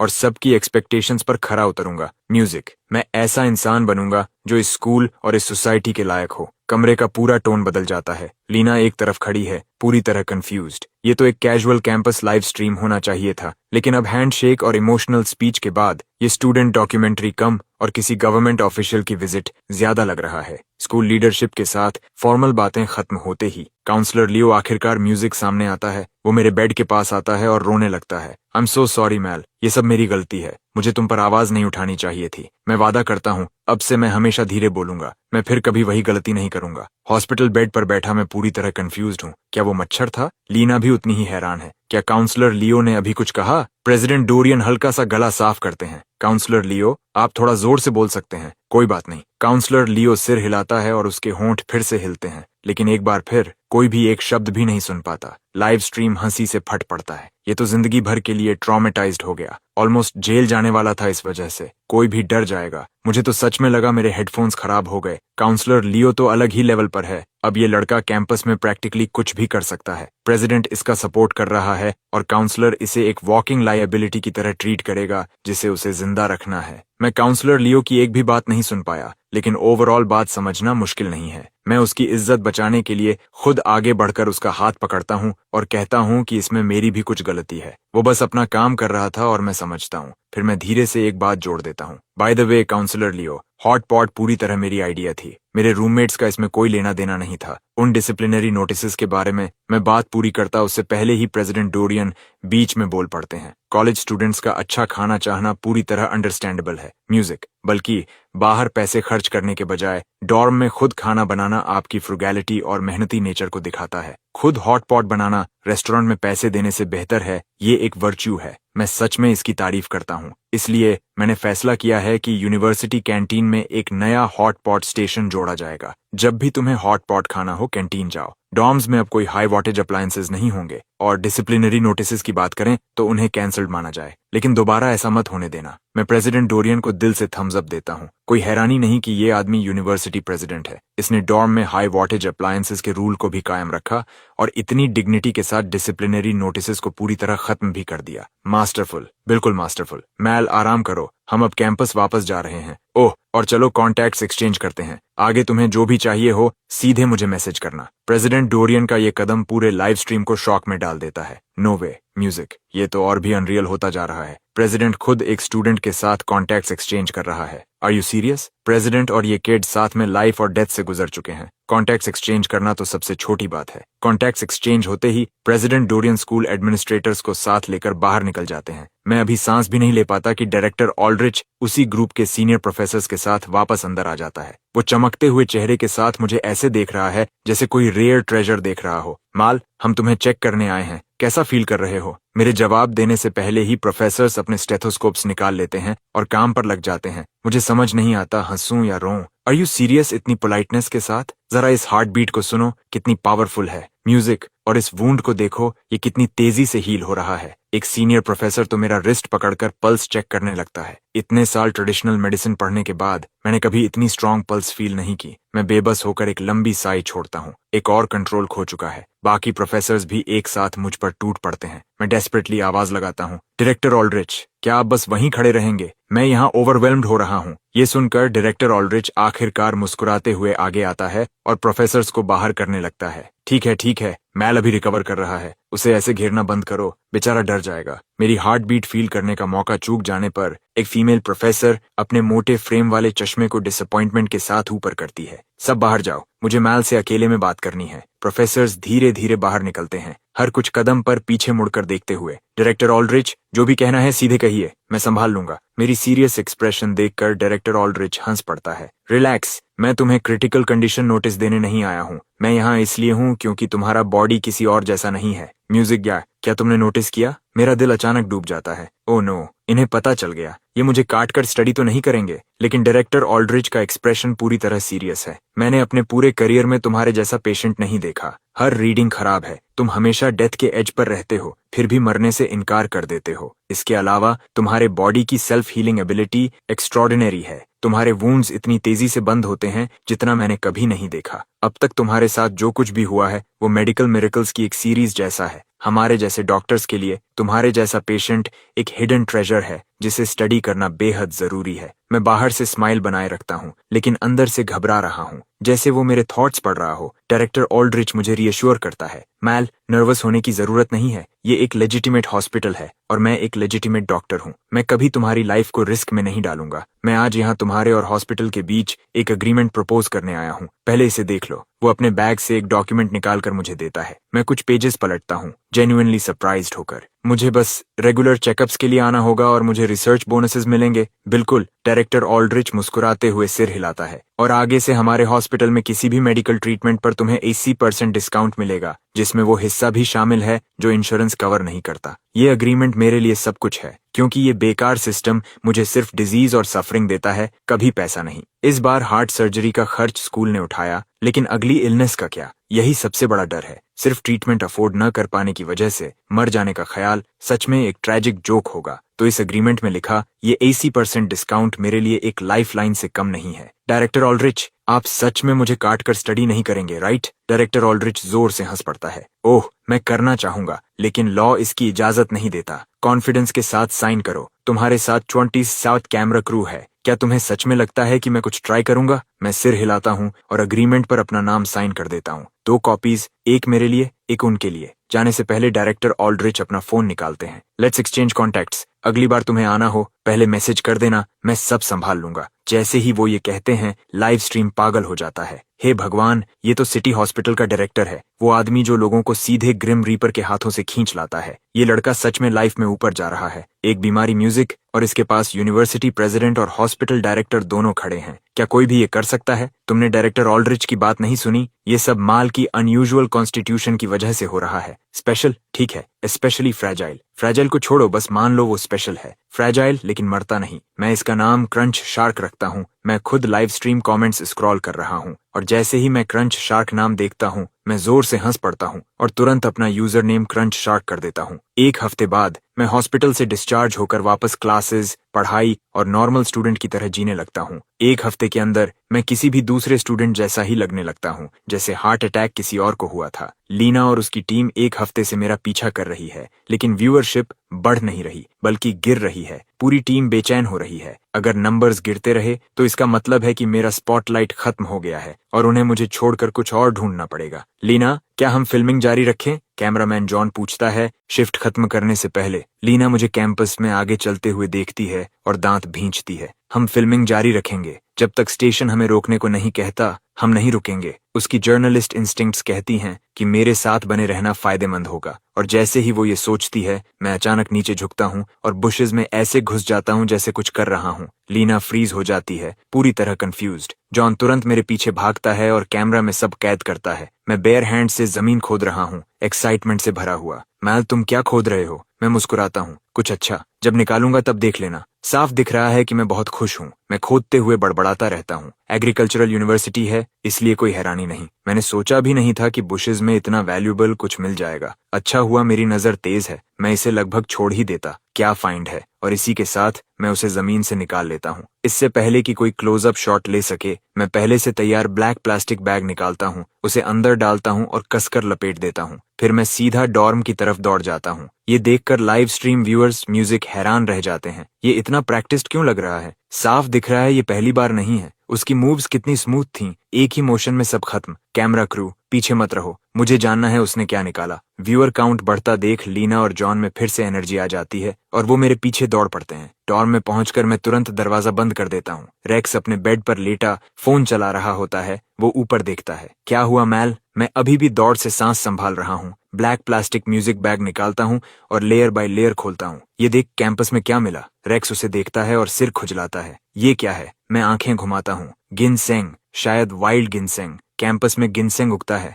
रेक्स की आंखें म्यूजिक चौड़ी हो जाती हैं। लाइव स्ट्रीम व्यूअर्स भी उतने ही क्यूरियस हैं। सच में, क्या जिनसेंग यूनिवर्सिटी कैंपस में उग सकता है? गिनसेंग जगह को लेकर पिकी नहीं होता तो टेक्निकली कहीं भी उग सकता है, लेकिन कैंपस बुशेस में मिलना, ये तो क्रेजी है। म्यूजिक, मैं इसे स्क्रिप्टेड कह रहा हूँ भाई, ये एग्रीकल्चरल यूनिवर्सिटी है, कुछ भी पॉसिबल है। सही बात, ये डिपेंड करता है कि कोई सीनियर जिनसेंग रिसर्च प्रोजेक्ट कर रहा है या नहीं। हो सकता है किसी ने शॉर्टकट के लिए इसे बुशेस में लगाया हो और मैल को मिल गया। हाँ, ये उस कहानी की याद दिलाता है जहाँ एक फ्रेशमैन ने फील्ड से सब्जियां तोड़ ली थीं और म्यूजिक, वो किसी सीनियर का साल भर का रिसर्च प्रोजेक्ट निकला। उस सीनियर के लिए एक मोमेंट ऑफ साइलेंस। जैसे ही लीना इशारा करती है, जॉन पास आकर उस चीज का एकदम टाइट क्लोजअप शॉट लेता है। और सच कहूं, ये बिल्कुल जिनसेंग जैसा ही दिख रहा है। मैं मुस्कुराते हुए इसे सिंक तक ले जाता हूँ और मिट्टी धो देता हूँ। साफ होने के बाद तो ये और भी असली लगता है। रेक्स अपने बेड पर बैठ जाता है। इस तरह का जिनसेंग बहुत महंगा होता है ना? मुझे याद है मेरे डैड ने पिछले साल ऐसा ही एक गिफ्ट खरीदा था, एक ही रूट के लिए टेंस ऑफ थाउजेंड्स। मैं समझाता हूँ, ये वैरायटी पर डिपेंड करता है। फार्म गिनसेंग इतना महंगा नहीं होता, लेकिन अगर ये वाइल्ड गिनसेंग है तो इसकी कीमत सच में बहुत हाई होती है। रेक्स की आंखें चमक उठती हैं। तो तुमने जैकपॉट मार लिया? मैं मुस्कुराता हूँ, कुछ खास नहीं, बस थोड़ा सा विंडफॉल। ये कहते हुए मैं ड्रॉर से एक छोटा नाइफ निकालता हूँ। रेक्स तुरंत घबरा जाता है और मुझे रोकने की कोशिश करता है। तुम क्या कर रहे हो? म्यूजिक, ये चीज टेंस ऑफ थाउजेंड्स की है, तुम इसे खाने वाले हो? मैं उसे एक स्पीचलेस नजर से देखता हूँ। थोड़ा एम्बिशन रखो, जब कुछ अच्छा मिले तो पहले खुद एंजॉय करते हैं। मैं पूरा नहीं काटूंगा, बस कुछ रूट हेयर्स निकालूंगा हॉट वाटर में डालने के लिए, हेल्थ के लिए अच्छा होता है। रेक्स बिना कुछ बोले तुरंत अपना कप लेने चला जाता है। मैं बहुत ध्यान से थोड़े से रूट हेयर्स काटता हूँ, जैसे कोई गोल्ड बार काट रहा हो। फिर उन्हें दोनों कप्स में डालकर बॉइलिंग वाटर डाल देता हूँ। जैसे ही रूट हेयर्स पानी में घूमते हैं, एक हल्की साफ खुशबू उठती है। मैं झुककर सूंघता हूँ और मेरा चेहरा संतोष से भर जाता है। ये सच में वाइल्ड गिनसेंग है, इसकी अरोमा कमाल की है। इतनी अच्छी चीज, बस इसे सांस में लेना ही शायद लाइफ बढ़ा दे। हाँ, आओ रेक्स, चीयर्स। मैं अपना कप उसके कप से टकराता हूँ। जैसे ही हम पीने वाले होते हैं, काउंसलर लियो दरवाजा नॉक करता है। तुम दोनों क्या कर रहे हो? म्यूजिक। जैसे ही वो अंदर आता है, रेक्स तुरंत कप उसकी तरफ बढ़ा देता है। काउंसलर लियो, मैल ने बुशेस से वाइल्ड जिनसेंग निकाला है, हम इसे अभी स्टीप कर रहे हैं। इसकी खुशबू अमेजिंग है, आप भी ट्राई कीजिए। हार्ट अटैक वाली इंसिडेंट के बाद से काउंसलर लियो कैंपस का सबसे जेंटल काउंसलर बन गया है, इसलिए वो डॉर्म में काफी पॉपुलर हो गया है और इसी वजह से रेक्स हमेशा अच्छा चीज पहले उसी के साथ शेयर करता है। काउंसलर लियो कप लेता है और मुस्कुराते हुए मेरी तरफ देखता है। माल, तुम्हारी लक तो कमाल है, कैंपस बुशेस में गिनसेंग मिल गया। मैं बस मुस्कुरा देता हूँ। लेना तुरंत मौका पकड़ती है। काउंसलर लियो, क्या गिनसेंग सच में यहाँ बुशेस में ग्रो कर सकता है? काउंसलर लियो सिर हिलाता है। हाँ, आखिर ये एग्रीकल्चरल यूनिवर्सिटी है। हमारे ज्यादातर प्रोग्राम्स में क्रॉप्स को कल्टीवेट और ग्राफ्ट किया जाता है। हमारे पास प्रॉपर रिसर्च फील्ड्स हैं, लेकिन वो डॉर्म्स से दूर हैं। कुछ स्टूडेंट्स शॉर्टकट लेते हैं और बुशेस में ही प्लांट्स लगा देते हैं ताकि आसानी से चेक कर सकें। ऑफिशियली ये अलाउड नहीं है क्योंकि कंडीशंस अलग होती हैं। यूजुअली फ्रेशमैन ही ऐसा करते हैं। पहले कभी कभी वेजिटेबल्स या फ्रूट्स मिल जाते थे बुशेस में, लेकिन जिनसेंग, ये सच में स्ट्रेंज है। उसकी एक्सप्लेनेशन के बाद लाइव स्ट्रीम ऑडियंस अचानक इंटरेस्टेड हो जाती है। एग्रीकल्चरल यूनिवर्सिटी तो एक्सपेक्टेड से ज्यादा फन लग रही है। मेरे फार्मर जीन्स एक्टिवेट हो गए। एडमिशन स्कोर क्या चाहिए? ऑनेस्टली ये अच्छा ऑप्शन लगता है। ग्रेजुएशन के बाद वर्क एनवायरनमेंट भी सिंपल रहता है, ऑफिस पॉलिटिक्स नहीं होती। वेलकम, सब लोग यहाँ आओ। फार्मिंग और कल्टीवेशन एक्सपेरिमेंट्स बहुत फन होते हैं। इमेजिन टोमेटोज आपके सिर जितने बड़े। लीना देखती है कि व्यूअर्स बढ़ रहे हैं। लोगों को सच में एग्रीकल्चरल यूनिवर्सिटी की लाइफ में इंटरेस्ट आ रहा है। वो मौका नहीं गंवाती और काउंसलर लियो से और सवाल पूछने लगती है। काउंसलर लियो भी समझ जाता है कि ये यूनिवर्सिटी प्रमोट करने का अच्छा मौका है और वो खुलकर बोलना शुरू कर देता है। जैसे ही वो अपनी फ्लो में आ रहा होता है, रेक्स की आवाज बीच में कट करती है। माल, तुम कपड़े पहनकर ही सो गए? उठो, कम से कम शूज तो उतार लो। काउंसलर लियो मुड़कर देखता है। मैं बेड पर लेटा हूँ, गाल हल्के लाल, चेहरे पर शांत मुस्कान, पूरी तरह रिलैक्स्ड। वो हल्का हंसता है। यंग होने का मजा, सिर रखते ही नींद आ जाती है। वो अपना कप उठाता है, एसआईपी लेने ही वाला होता है कि उसकी नजर डेस्क पर रखे रूट पर पड़ती है और उसका हाथ वहीं फ्रीज हो जाता है। चेहरे से रंग उड़ जाता है। रेक्स, ये कहाँ से मिला? रेक्स कंधे उचकाता है। माल ने बुशेस से निकाला, वाइल्ड जिनसेंग है। इतनी कीमती चीज और बस ऐसे ही छोड़ दी? कोई ले जाता तो? जैसे ही रेक्स उसे छूने जाता है, काउंसलर लियो चिल्लाता है, डोंट टच इट। सब चौंक जाते हैं। रेक्स कंफ्यूज्ड होकर देखता है, क्या हुआ? काउंसलर लियो कांपते हाथों से कप को देखता है, जिसमें पतली सी स्ट्रैंड अभी भी घूम रही है। फिर खाली कप की तरफ देखता है और उसका चेहरा डर से भर जाता है। मत कहो कि यही चीज तुमने स्टीप की थी। रेक्स सिर हिलाता है। म्यूजिक। हाँ, काउंसलर लियो लगभग पागल हो जाता है। मैल ने पूरा कप पी लिया, सब कुछ, पानी और रूट हेयर्स भी। क्या? वो चीखता है। ये खाने वाली चीज नहीं है। वो मरना चाहता है क्या? तुरंत फोन निकालकर डॉक्टर वेरा को कॉल करता है। वो भी गुस्से में फट पड़ती है। मुझे क्यों कॉल कर रहे हो? इमरजेंसी सर्विसेज कॉल करो। लेकिन वो खुद भी मेडिकल किट लेकर डॉर्म की तरफ दौड़ पड़ती है। माल ने बुशेस से जिनसेंग समझकर कुछ पी लिया और अब मर रहा है। जैसे ही ये बात कैंपस फोरम पर जाती है, पूरी एग्रीकल्चरल यूनिवर्सिटी अलर्ट पर आ जाती है। हर ऑफिस में फोन बजने लगते हैं, जैसे मिलिट्री कंट्रोल रूम हो। प्रेसिडेंट डोरियन एजुकेशन ब्यूरो के कॉल्स वाइस प्रेसिडेंट ओवेन को देकर खुद दौड़ पड़ता है। जब तक वो पहुंचता है, मुझे एम्बुलेंस में डाल दिया जाता है। काउंसलर लियो, क्या हुआ? वो परेशान है। कुछ दिन में ही दूसरी क्राइसिस। लियो हकलाता है। सर, कार में बात करते हैं। लीना और जॉन एम्बुलेंस में नहीं जा पाते क्योंकि मेडिकल स्पेशलिस्ट्स ने सीट्स ले ली हैं। लीना एक्साइटमेंट से भर जाती है। व्यूअरशिप गिर रही थी और अब ये ड्रामा। ये लड़का सही समय पर कमाल करता है। कार में लियो खुद को संभालता है। डोरियन पूछता है, क्या हुआ? लियो मुश्किल से मुस्कुराता है। सर, माल कोलैप्स नहीं हुआ, उसे पॉइजन हुआ है। पॉइजन? डोरियन चौंकता है। Food poisoning? लियो सिर हिलाता है। नहीं, उसने बुशेस से कुछ खोदा, जिनसेंग समझकर पी लिया। डोरियन का दिल बैठ जाता है। लियो बैग खोलता है, अंदर दिखाता है। डोरियन का चेहरा सफेद पड़ जाता है। ये गिनसेंग नहीं, ये फाइटोलाका रूट है। उसका दिल डूब जाता है। ये उनके अपने कैंपस से निकला था और इसका मतलब साफ है, मैनेजमेंट में बहुत बड़ी कमी है। लीना अभी तक समझ ही नहीं पाई है कि ये मामला कितना गंभीर है। प्रेसिडेंट डोरियन, ये फाइटोलाका रूट क्या है? क्या ये टॉक्सिक है? प्रेसिडेंट डोरियन कुछ देर तक चुप रहते हैं। मैं इसे ऐसे कहूंगा, प्राचीन शेनोंग की कथा में जिसने दुनिया की हर जड़ी बूटी छकी थी, ये वही आखिरी पौधा था जिसे उसने छका। कार में बैठे सभी लोग एक साथ तेज सांस लेते हैं। किसी ने नहीं सोचा था कि इस पौधे की कहानी इतनी डरावनी होगी। म्यूजिक लाइव स्ट्रीम अचानक फट पड़ती है। ये तो हमारा माल सीधे हेल डिफिकल्टी में चला गया। मैंने अभी देखा, फाइटोलाका रूट बेहद टॉक्सिक है। 7G से ज्यादा घातक हो सकता है। मैल ने जितना निगला है वो तो इससे बहुत ज्यादा होगा, है ना? बिल्कुल लिमिट से ऊपर। उसने पहले इसे भिगोया, जिससे जहर पूरी तरह बाहर आ गया, फिर सब पी गया, पूरी तरह अब्जॉर्ब हो गया। तभी काउंसलर लियो ऐसे दिख रहा था जैसे भूत देख लिया हो। ये सीधा पेस्टिसाइड पीने से अलग कैसे है? और प्रेसिडेंट डोरियन का क्या? उनका चेहरा भी अभी बेहतर नहीं लग रहा। तुम लोग जिस तरह बात कर रहे हो, क्या माल इस बार सच में गया? घबराओ मत, मैल पर भरोसा रखो। उसने पूरा हार्ट अटैक सर्वाइव किया है। थोड़ा सा फाइटोलाका रूट कुछ नहीं। एम्बुलेंस अस्पताल पहुंचती है, जहां डायरेक्टर ऑल्ड्रिच पहले से हर विभाग के हेड्स के साथ इंतजार कर रहे हैं। जैसे ही मुझे स्ट्रेचर से उतारा जाता है, सीनियर प्रोफेसर्स तुरंत नर्सेस से जिम्मेदारी ले लेते हैं। स्कूल का डॉक्टर कहाँ है? इस बार क्या स्थिति है? डॉक्टर वेरा दौड़ते हुए डायरेक्टर ऑल्ड्रिच के पास आती हैं और सम्मान से रिपोर्ट करती हैं। डायरेक्टर ऑल्ड्रिच, मैल ने गलती से फाइटोलाका रूट खा लिया। ये सुनते ही वहां मौजूद हर डॉक्टर चौंक जाता है। फाइटोलाका रूट गलती से? केवल डायरेक्टर ऑल्ड्रिच शांत रहते हैं। उसने कितना लिया? म्यूजिक डॉक्टर वेरा अपनी छोटी उंगली से इशारा करती है। लगभग 15G। डायरेक्टर ऑल्ड्रिच तुरंत स्ट्रेचर घुमाते हैं और आदेश देते हैं, सीधे रिससिटेशन रूम ले जाओ। इमरजेंसी और इंटरनल मेडिसिन को तुरंत तैयार करो। उनके एक आदेश से पूरा फ्लोर युद्ध के मैदान जैसा हो जाता है। तभी अचानक मैं काले खून की भारी उल्टी करता हूँ, जो तुरंत मेरी शर्ट को भिगो देती है। ये दृश्य देखकर सब पीछे हट जाते हैं। डायरेक्टर, मरीज खून के थक्के उलट रहा है। डायरेक्टर ऑल्ड्रिच का दिल बैठ जाता है। खून उलटना एक बात है, लेकिन थक्के?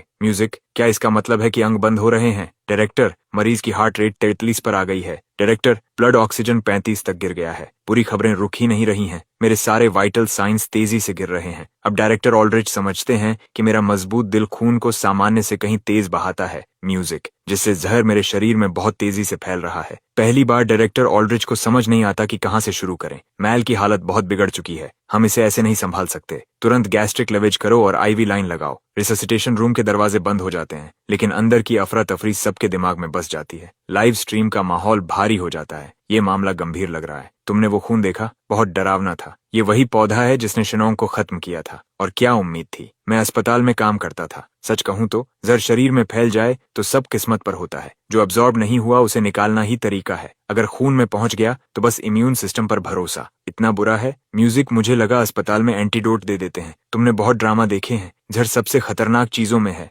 ज्यादातर समय कोई खास एंटीडोट नहीं होता। कभी डिक्लोरवोस के बारे में देखना, वो तो सच में बचने से बाहर है। और सबसे बुरी बात, वो तुम्हें पछताने का समय देता है, लेकिन कुछ करने का मौका नहीं। लाइव स्ट्रीम की व्यूअरशिप 3,000 तक पहुंच जाती है, एक नया रिकॉर्ड। लेकिन इस बार लेना और उसकी टीम को कोई एक्साइटमेंट नहीं हो रहा। उन्होंने पहले सोचा था कि ये छोटा मामला है, बस अस्पताल पहुंचो और सब ठीक हो जाएगा। अब उन्हें सच में समझ आ गया है कि मामला कितना गंभीर है, हार्ट अटैक से भी ज्यादा खतरनाक। उन्हें व्यूअरशिप चाहिए था, लेकिन ऐसे नहीं, किसी की सफरिंग के बदले नहीं। काउंसलर लियो और प्रेसिडेंट डोरियन दोनों एक ही बोझ उठाए हुए हैं। खासकर काउंसलर लियो, उनकी आंखें रो रो कर इतनी सूज गई हैं कि मुश्किल से खुल रही हैं। जो इंसान कभी आयरन विल्ड और मजबूत था, कुछ ही दिनों में मैं उसे किनारे तक ले आया हूँ। सच में उसकी हालत खराब है। म्यूजिक, 3 घंटे बाद रिससिटेशन रूम के दरवाजे खुलते हैं और मुझे बाहर लाया जाता है। प्रेसिडेंट डोरियन और काउंसलर लियो तुरंत पास आ जाते हैं। वो कैसे है डायरेक्टर ऑल्ड्रिच? डायरेक्टर ऑल्ड्रिच मुस्कुराते हैं। प्रोसीजर पूरी तरह सफल रहा। सारे टॉक्सिन्स मैल के शरीर से पूरी तरह साफ हो गए हैं। अब उसे बस आराम की जरूरत है। ये सुनते ही सब एक साथ राहत की सांस लेते हैं।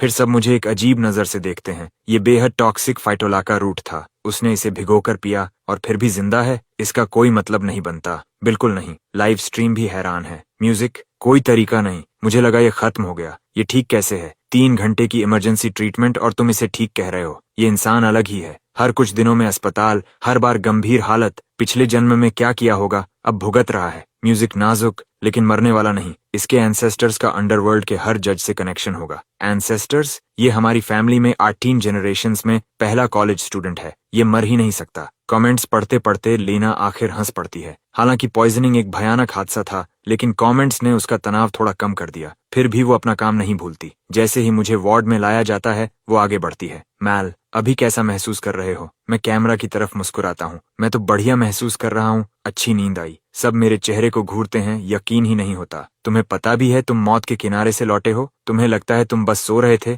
लीना धीरे से बताती है। मैल, जो तुमने झाड़ियों से निकाला था वो जिनसेंग नहीं था, वो फाइटोलाका रूट था, बेहद टॉक्सिक। मैं कैजुअली जवाब देता हूँ, बिना परेशान हुए। सच में? तो वो गिनसेंग नहीं था। खैर, नींद के लिए बढ़िया था। काफी समय बाद इतनी अच्छी नींद मिली। लीना फिर से चुप हो जाती है। ऐसे इंसान का इंटरव्यू कैसे करे? ये स्क्रिप्ट ही फॉलो नहीं करता। वो चाहती थी मैं रिग्रेट दिखाऊं, लेकिन मुझे कोई पछतावा नहीं। मैं तो डेडली प्लांट को स्लीप एड कह रहा हूँ। लीना, तुम ठीक हो? पेट दर्द हो रहा है? लीना हाथ हिलाकर टाल देती है। म्यूजिक नहीं, बस कुछ बुरा याद आ गया। मैल, तुम लेट जाओ, डॉक्टर ने आराम करने को कहा है। ठीक है। म्यूजिक। मैं बिना झिझक लेट जाता हूँ और आंखें बंद कर लेता हूँ। बाहर से लगता है मैं सो गया हूँ, लेकिन अंदर एक्साइटमेंट है। पॉइजनिंग टेस्ट इतना आसान होगा, सोचा नहीं था। मैंने दर्द के लिए खुद को तैयार किया था, लेकिन बस हल्की नींद आई, आंखें बंद की, और जब खोली सब खत्म। कोई हैरानी नहीं कि पुराने एम्परर्स पॉइजन को ग्रांटेड डेथ कहते थे। ये बाकी तरीकों से कम दर्दनाक है। मैल, तुम आराम कर रहे हो? कुछ खाना चाहिए? मैं डिलीवरी मंगा सकता हूँ।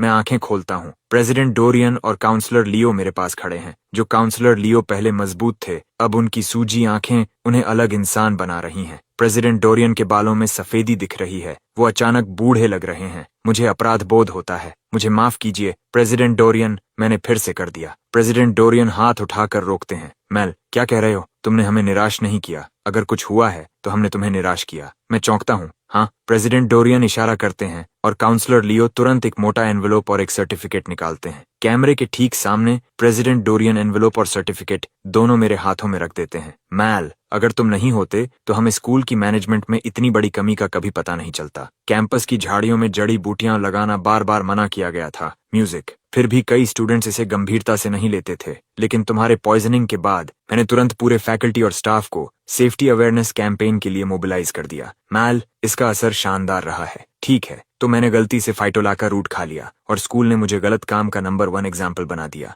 मैं सर्टिफिकेट देखता हूँ। उस पर लिखा है, म्यूजिक, खतरे के सामने निडर, अपने शरीर से झर का परीक्षण किया। मेरी मोटी चमड़ी के बावजूद मेरा चेहरा गर्म हो जाता है। कितना शर्मनाक। मैंने सिर्फ जिज्ञासा में खुद को पॉइजन कर लिया, और अब प्रेसिडेंट डोरियन की बातों से मैं सेफ्टी कल्चर का कंट्रीब्यूटर बन गया हूँ। प्रेसिडेंट डोरियन, मैं इस अवार्ड के लायक नहीं हूँ। बकवास। क्यों नहीं? वो पूरे विश्वास से कहते हैं। अगर तुमने अपनी जान जोखिम में डालकर सबको चेतावनी नहीं दी होती तो ये खतरनाक आदत कब तक चलती रहती, कौन जानता। मैल, अभी किसी चीज की चिंता मत करो, आराम करो। सारे खर्चे स्कूल उठाएगा। बस यही सुनना था। अब मैं आराम से हूँ। लगता है मेडिकल बिल्स फिर से कवर हो गए। मैं सोचता हूँ वो अब जा रहे होंगे, तभी उनकी आंखें लाल हो जाती हैं और आंसू बहने लगते हैं। अचानक बदलाव से सब चौंक जाते हैं। वो मेरे कंधे पर हाथ रखते हैं और कैमरे की तरफ भावुक होकर कहते हैं, कई लोग नहीं जानते, मैल एक ऑर्फन है। उसने अपनी मेहनत से वेलफेयर इंस्टीट्यूशन से निकलकर यहाँ तक पहुंच बनाया। आज सुबह रिकॉर्ड्स ऑफिस से पता चला। मैल, आज से एग्रीकल्चरल यूनिवर्सिटी तुम्हारा घर है और मैं तुम्हारा एल्डर हूँ। मेरे पास कहने को कुछ नहीं। ये मेरी सोच से भी ज्यादा शेमलेस निकले। मैं यहाँ एक दिन भी नहीं रहा और इन्होंने पीआर कैंपेन बना दिया। अनुभव सच में जीतता है। नहीं, मुझे भी कुछ फायदा निकालना होगा। मैं फ्री में इस्तेमाल नहीं होने वाला। मैं अपने अगले कदम के बारे में सोच रहा हूँ, लेकिन लीना को लगता है मैं उदास हो गया हूँ। उसकी आंखें भर आती हैं, वो मुंह ढक लेती है। बेचारा बच्चा, फ्रैजाइल भी और ऑर्फन भी। लाइव स्ट्रीम कमेंट्स फट पड़ते हैं। रस्सी हमेशा सबसे कमजोर जगह से टूटती है। दुर्भाग्य उन्हीं को मिलता है जो झेल नहीं सकते। मैंने पहले ही नोटिस किया था। मैल की मुस्कान ब्राइट है, लेकिन पीछे हल्की उदासी थी। मेरा अंदाज सही था। मैं ज्यादा मदद नहीं कर सकता, लेकिन लाइक और शेयर कर सकता हूँ। भाई, हिम्मत रखो, सब ठीक होगा। ये कमेंट्स पढ़कर मैं और कंफ्यूज हो जाता हूँ। मैं अचानक ट्रैजिक प्रोटोगोनिस्ट कैसे बन गया? मैं रो भी नहीं रहा, फिर सब क्यों रो रहे हैं? लीना आंसू रोकते हुए प्रेसिडेंट डोरियन का इंटरव्यू लेती है। उसकी आवाज कांप रही है। वो बार बार चुपके से आंसू पोंछती है। प्रेसिडेंट डोरियन शांत स्वर में कहते हैं, माल की स्थिति को देखते हुए स्कूल ने मिनिस्ट्री ऑफ एजुकेशन में स्पेशल हार्डशिप स्कॉलरशिप के लिए आवेदन भेज दिया है। माल, तुम निश्चिंत रहो, और जो देख रहे हैं वो भी। अगर अप्रूवल नहीं मिला तो स्कूल खुद खर्च उठाएगा।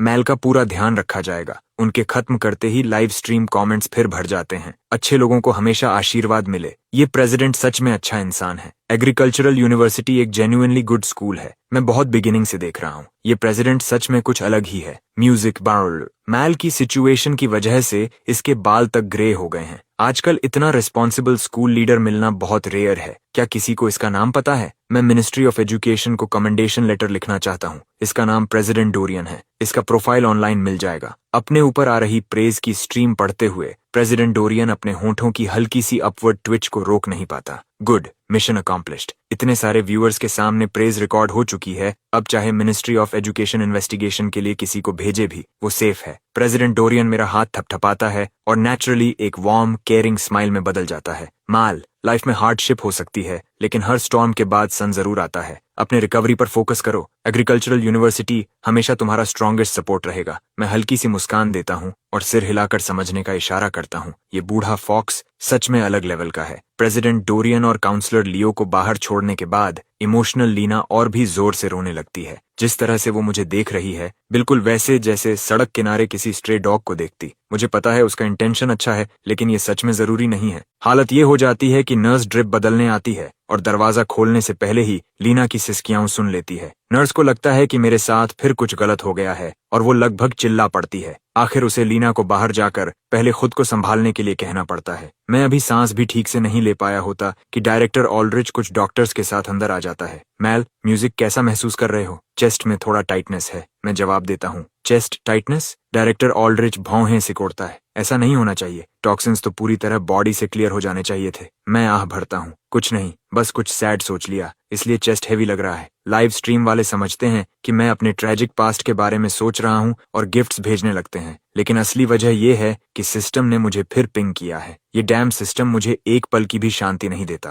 डायरेक्टर ऑल्ड्रिच मुस्कुराता है और एनकरेज करता है। ब्राइट साइड देखो, नेगेटिव स्पाइरल में मत फंसो। जैसे ये पॉइजनिंग, ये टेरेबल है, लेकिन तुम्हारे बॉडी रिस्पॉन्स को मॉनिटर करके हमने बहुत वैल्यूएबल रिसर्च डेटा गैदर किया है। उसके पास खड़ा डॉक्टर एक्साइटमेंट छुपा नहीं पाता। माल, तुम्हारी बॉडी ट्रूली एक्स्ट्रॉर्डिनरी है। मैंने ऐसा कभी नहीं देखा। तुम एक मास्टरपीस हो। ये बोलने वाला एक व्हाइट हेयर्ड ओल्ड प्रोफेसर है, जिसके चेहरे पर स्टबल है और आंखों में फैसिनेशन और एकेडमिक ऑब्सेशन का मिक्स चल रहा है। उसका लुक मुझे अनईजी कर देता है। मैं इंस्टिंक्टिवली गार्ड पर चला जाता हूँ। डायरेक्टर ऑल्ड्रिच तुरंत समझ जाता है। रिलैक्स, वो बस कह रहा है कि तुम्हारी फिजिकल कॉन्स्टिट्यूशन एक्सेप्शनल है, बहुत एक्सेप्शनल। फिर डायरेक्टर ऑल्ड्रिच मुझे 2 मेडिकल रिपोर्ट्स देता है। लेफ्ट वाली तुम्हारे इनिशियल रीडिंग्स हैं, राइट वाली करंट डेटा। कंपेयर करो। पीक टॉक्सिसिटी पर तुम्हारी हर रीडिंग सर्वाइवेबल लेवल से नीचे थी। थियोरेटिकली रिससिटेशन की कोई उम्मीद नहीं थी, और सच में वही हुआ। टॉक्सिन्स ब्लड स्ट्रीम से हर ऑर्गन तक पहुंच चुके थे, इरिवर्सिबल डैमेज कर चुके थे। म्यूजिक, लिवर फेलियर और किडनी फेलियर एक के बाद एक हुए। हम सिर्फ हाइड्रेशन और बेसिक सपोर्ट दे सकते थे। हमें लगा सब खत्म हो गया, लेकिन समहाउ तुम्हारी बॉडी ने खुद डिटॉक्सिफाई करके तुम्हें बचा लिया। डायरेक्टर ऑल्ड्रिच ये काल्मली बताता है, लेकिन लाइव स्ट्रीम व्यूअर्स के दिमाग में ऑलरेडी सवाल उठ रहे हैं। क्या मतलब डॉक्टर्स ने कुछ नहीं किया और मैल खुद बच गया? ये कैसे पॉसिबल है? वो मरा क्यों नहीं? पॉइजनिंग में ऐसा ही होता है। जब तक स्पेसिफिक एंटीडोट ना हो, टॉक्सिन फैलने के बाद सब लिवर डिटॉक्सिफिकेशन पर डिपेंड करता है। इसीलिए जब किसी को पॉइजन होता है तो सबसे पहले लिवर फेल करता है। वही ऑर्गन टॉक्सिन्स को ब्रेक डाउन करने के लिए रिस्पॉन्सिबल होता है। एक बार लिवर गया, इंसान भी गया। ये सच में वाइल्ड है। मतलब जब मैल बस सो रहा था, उसका इम्यून सिस्टम अंदर पूरी तरह एक्टिव होकर लड़ रहा था। डायरेक्टर ऑल्ड्रिच की एक्सप्लेनेशन सुनकर अब मुझे समझ आता है कि ये डॉक्टर्स मुझे उस नजर से क्यों देख रहे हैं। अच्छा हुआ हम लॉ गवर्न्ड सोसाइटी में रहते हैं, वरना शायद मैं सच में डिसेक्शन टेबल पर पहुंच जाता। डायरेक्टर ऑल्ड्रिच, आप यहाँ एग्जैक्टली किस लिए आए हैं? डायरेक्टर ऑल्ड्रिच मुस्कुराता है और कुछ डॉक्यूमेंट्स मेरी तरफ सरका देता है। हम आपके हॉस्पिटल स्टे के मॉनिटरिंग डेटा को एक्सेस करना चाहते हैं और कुछ एडिशनल म्यूजिक टेस्ट्स करना चाहते हैं। इसमें आपकी पर्सनल मेडिकल इन्फॉर्मेशन शामिल है, इसलिए हमें आपकी कंसेंट और कोऑपरेशन चाहिए। ये कोऑपरेशन डॉक्यूमेंट्स हैं, आराम से पढ़ लीजिए। अगर आप अग्री करते हैं तो साइन करते ही हम तुरंत 100,000 UN रिसर्च फी ट्रांसफर कर देंगे।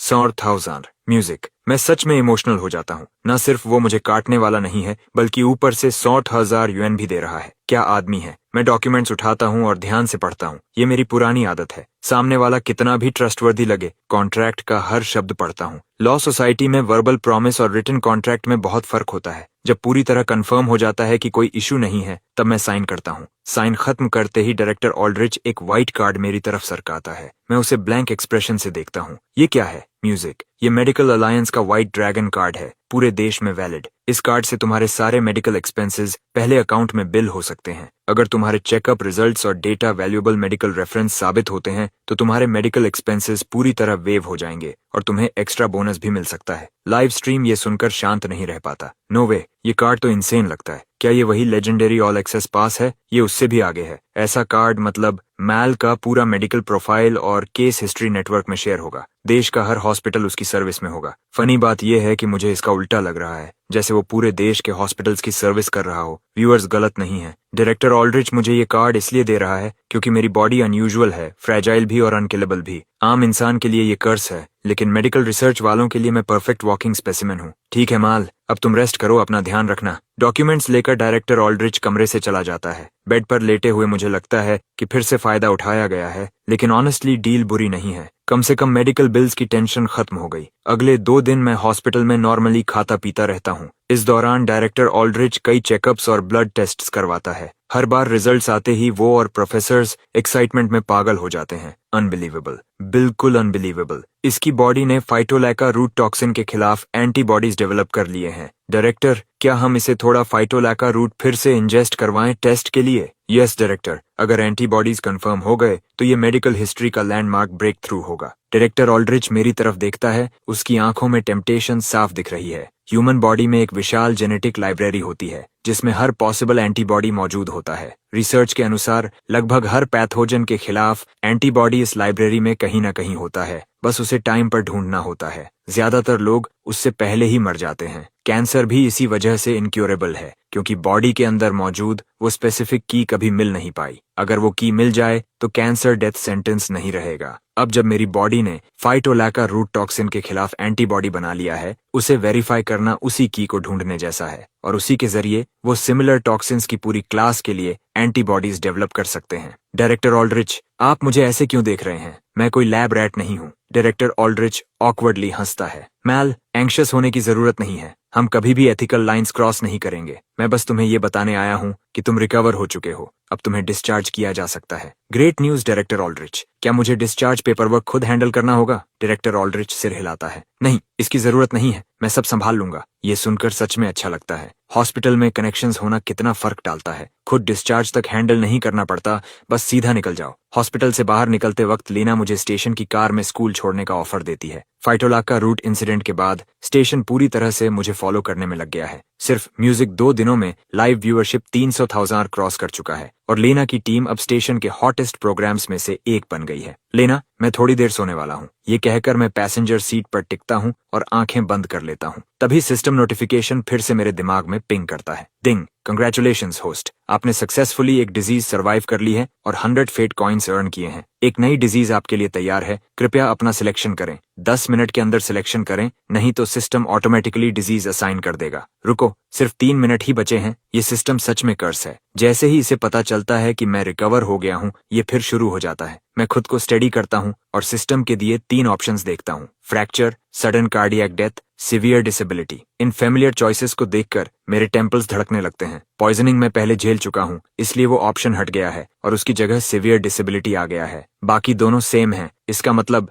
डिजीज स्लॉट तभी रिफ्रेश होता है जब मैं प्रीवियस डिजीज सर्वाइव कर लूं। क्या ये सिस्टम और भी इनह्यूमेन हो सकता है? जैसे ही मैं ये सोचता हूँ, मेरे दिमाग में एक नया इंटरफेस खुलता है। Fate store. उसे देखते ही मेरी आंखें चमक उठती हैं। अब बात बनी। म्यूजिक, इतनी सफरिंग बेकार नहीं जा सकती। कोई रिवॉर्ड तो होना ही चाहिए। मैं फेट स्टोर खोलकर आइटम्स देखने लगता हूँ। एक नजर में ही मैं शॉक हो जाता हूँ। इस स्टोर में सब कुछ है। अगर मेरे पास इनफ फेट कॉइन्स हो तो थियोरेटिकली मैं कुछ भी ले सकता हूँ। मैं अपना बैलेंस चेक करता हूँ। 200 फेट कॉइन्स। ये थोड़ा एम्बैरेसिंग है। अभी तो मैं सिर्फ चीप आइटम्स ही अफोर्ड कर सकता हूँ। तभी मेरी नजर एक आइटम पर टिकती है, हीलिंग सीरम। ये इंटरेस्टिंग लग रहा है। मैं डिटेल्स खोलता हूँ। हीलिंग सीरम यूज करने पर अगले 1 घंटे में मिलने वाला हर ट्रीटमेंट 10 गुना ज्यादा इफेक्टिव हो जाएगा। Exchange price 50 fate coins. Music, अब समझ आया। इस सीरम से रिकवरी टाइम ड्रास्टिकली कम हो जाएगा और मैं हॉस्पिटल से जल्दी निकल पाऊंगा। कुछ डिजीजेज में ट्रीटमेंट प्रोसेस बहुत पेनफुल होता है। अगर टाइम कम हो जाए तो सफरिंग भी कम होगी। मेरे लिए ये काफी है। ठीक है, मैं इसे लेता हूँ। Payment confirmed.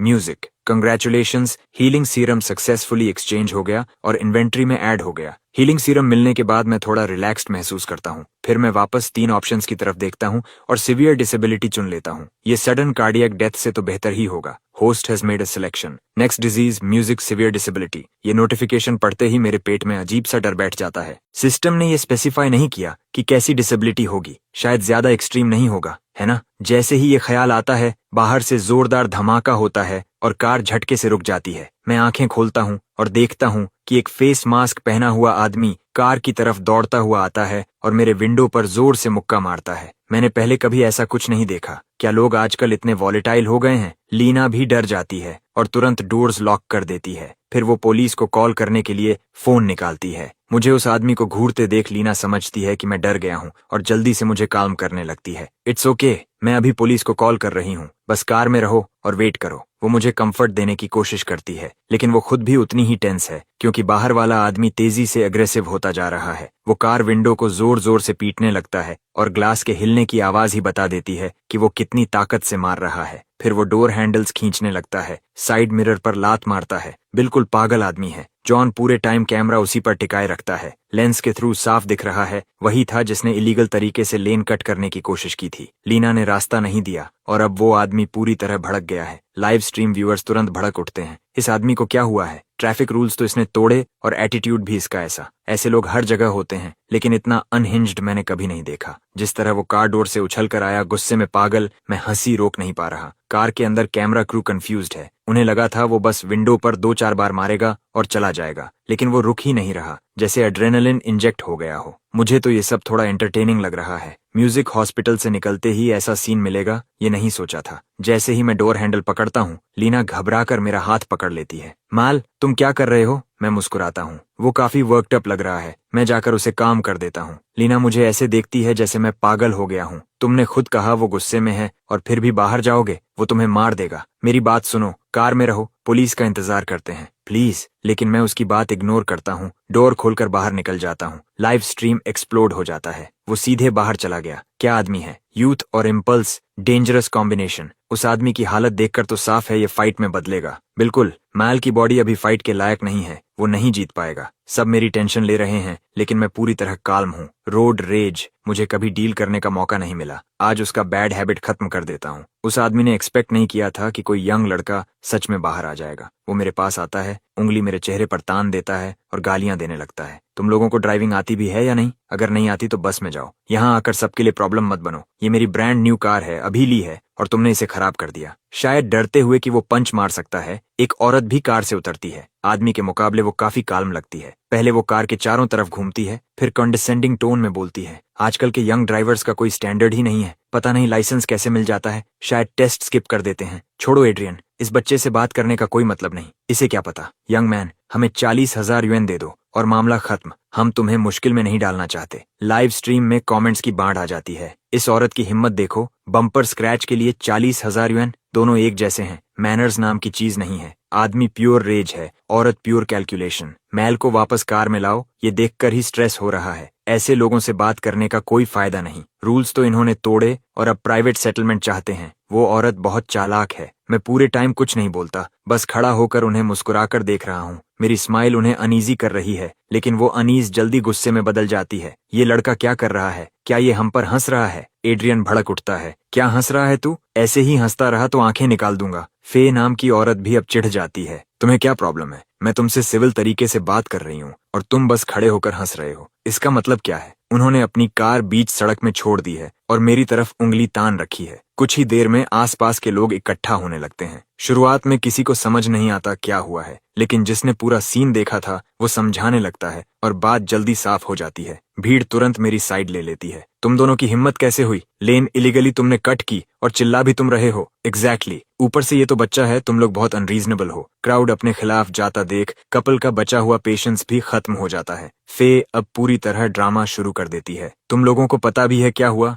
हीरो बनने का शौक चढ़ा है सबको। क्राउड में खड़े होने से कोई सही नहीं हो जाता। ये यहाँ से तब तक नहीं जाएगा जब तक पैसे नहीं देगा। सिचुएशन और एस्केलेट होती जाती है। लीना और जॉन भी कार से बाहर आ जाते हैं। जैसे ही फे जॉन के कंधे पर फुल साइज प्रोफेशनल कैमरा देखती है, वो एक सेकंड के लिए फ्रीज हो जाती है, फिर एक्सप्लोड कर देती है। म्यूजिक। ये क्या है? कैमरा मुझ पर क्यों है? तुम्हें पोर्ट्रेट राइट्स के बारे में पता है? अभी बंद करो इसे। लीना कामली समझाने की कोशिश करती है। Please calm down. हम सिटी टेलीविजन स्टेशन से हैं और अभी लाइव स्ट्रीमिंग चल रही है। लेकिन लीना के खत्म करने से पहले ही फे फिर कैमरा की तरफ बढ़ती है। मुझे फर्क नहीं पड़ता तुम कौन हो, बिना मेरी परमिशन के फिल्मिंग करना वायलेशन है। अभी बंद करो इसे। जैसे ही उसका हाथ कैमरा तक पहुंचने वाला होता है, मैं आगे बढ़कर उसे रोक देता हूँ। लेडी, मैं अब तक बहुत पेशेंट रहा हूँ। अगर तुम अनरीजनेबल बनना चाहती हो तो सुन लो। ये प्रोफेशनल ब्रॉडकास्टिंग इक्विपमेंट है। इसकी कीमत 100,000 युएन से ज्यादा है। क्या तुम उसकी रिस्पॉन्सिबिलिटी लेना चाहती हो? ये सुनते ही फे रुक जाती है। 100,000 युएन कैमरा वो अफोर्ड नहीं कर सकती, लेकिन अगले ही पल उसकी आंखों में फिर शार्पनेस आ जाती है। कैमरा अफोर्ड नहीं कर सकती,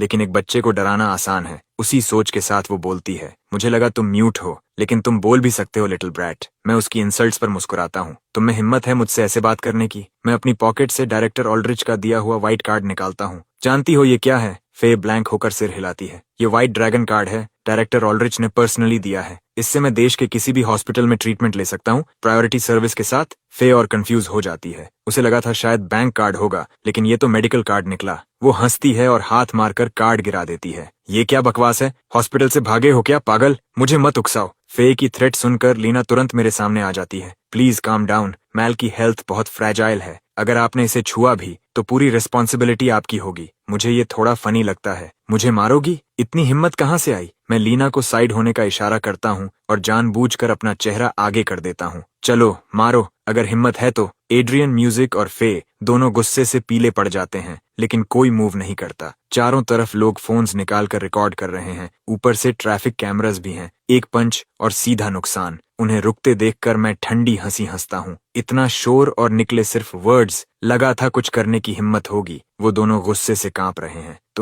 मैं उन्हें मौका नहीं देता। क्या तुम या तो कुछ करो या चुप रहो। सबके सामने खुद को एम्बैरेस मत करो। मेरी बात सुनकर लाइव स्ट्रीम व्यूअर्स पागल हो जाते हैं। किसी ने एक्सपेक्ट नहीं किया था कि फ्रैजाइल दिखने वाला मैल ऐसे बोल सकता है। बिल्कुल नो मर्सी। कॉलेज स्टूडेंट्स की वर्बल टेकडाउन कैपेसिटी को अंडर एस्टिमेट मत करो। अगर ये लाइव स्ट्रीम ना होता तो मैल और भी ज्यादा ब्रूटल होता। मैल का जस्टिस सेंस स्ट्रांग है, बॉडी फ्रैजाइल है, लेकिन गट स्ट्रांग है। व्यूअर्स इस मोमेंट को एंजॉय कर रहे हैं, लेकिन एड्रियन और फे अंदर से जल रहे हैं। एड्रियन का टेम्पर पहले से शॉर्ट है, तभी तो एक्सीडेंट होते ही कार से कूद पड़ा था। अब जब मैं उसे ओपनली टॉन्ट कर रहा हूँ, वो खुद को रोक नहीं पाता। वो मेरे पास आता है, फिस्ट्स क्लेंच्ड। किड, ये मत सोच कि मैं तुम्हें नहीं छूऊंगा। वर्स्ट केस में थोड़ा पैसा लगेगा और पैसा हमारे पास बहुत है, समझे?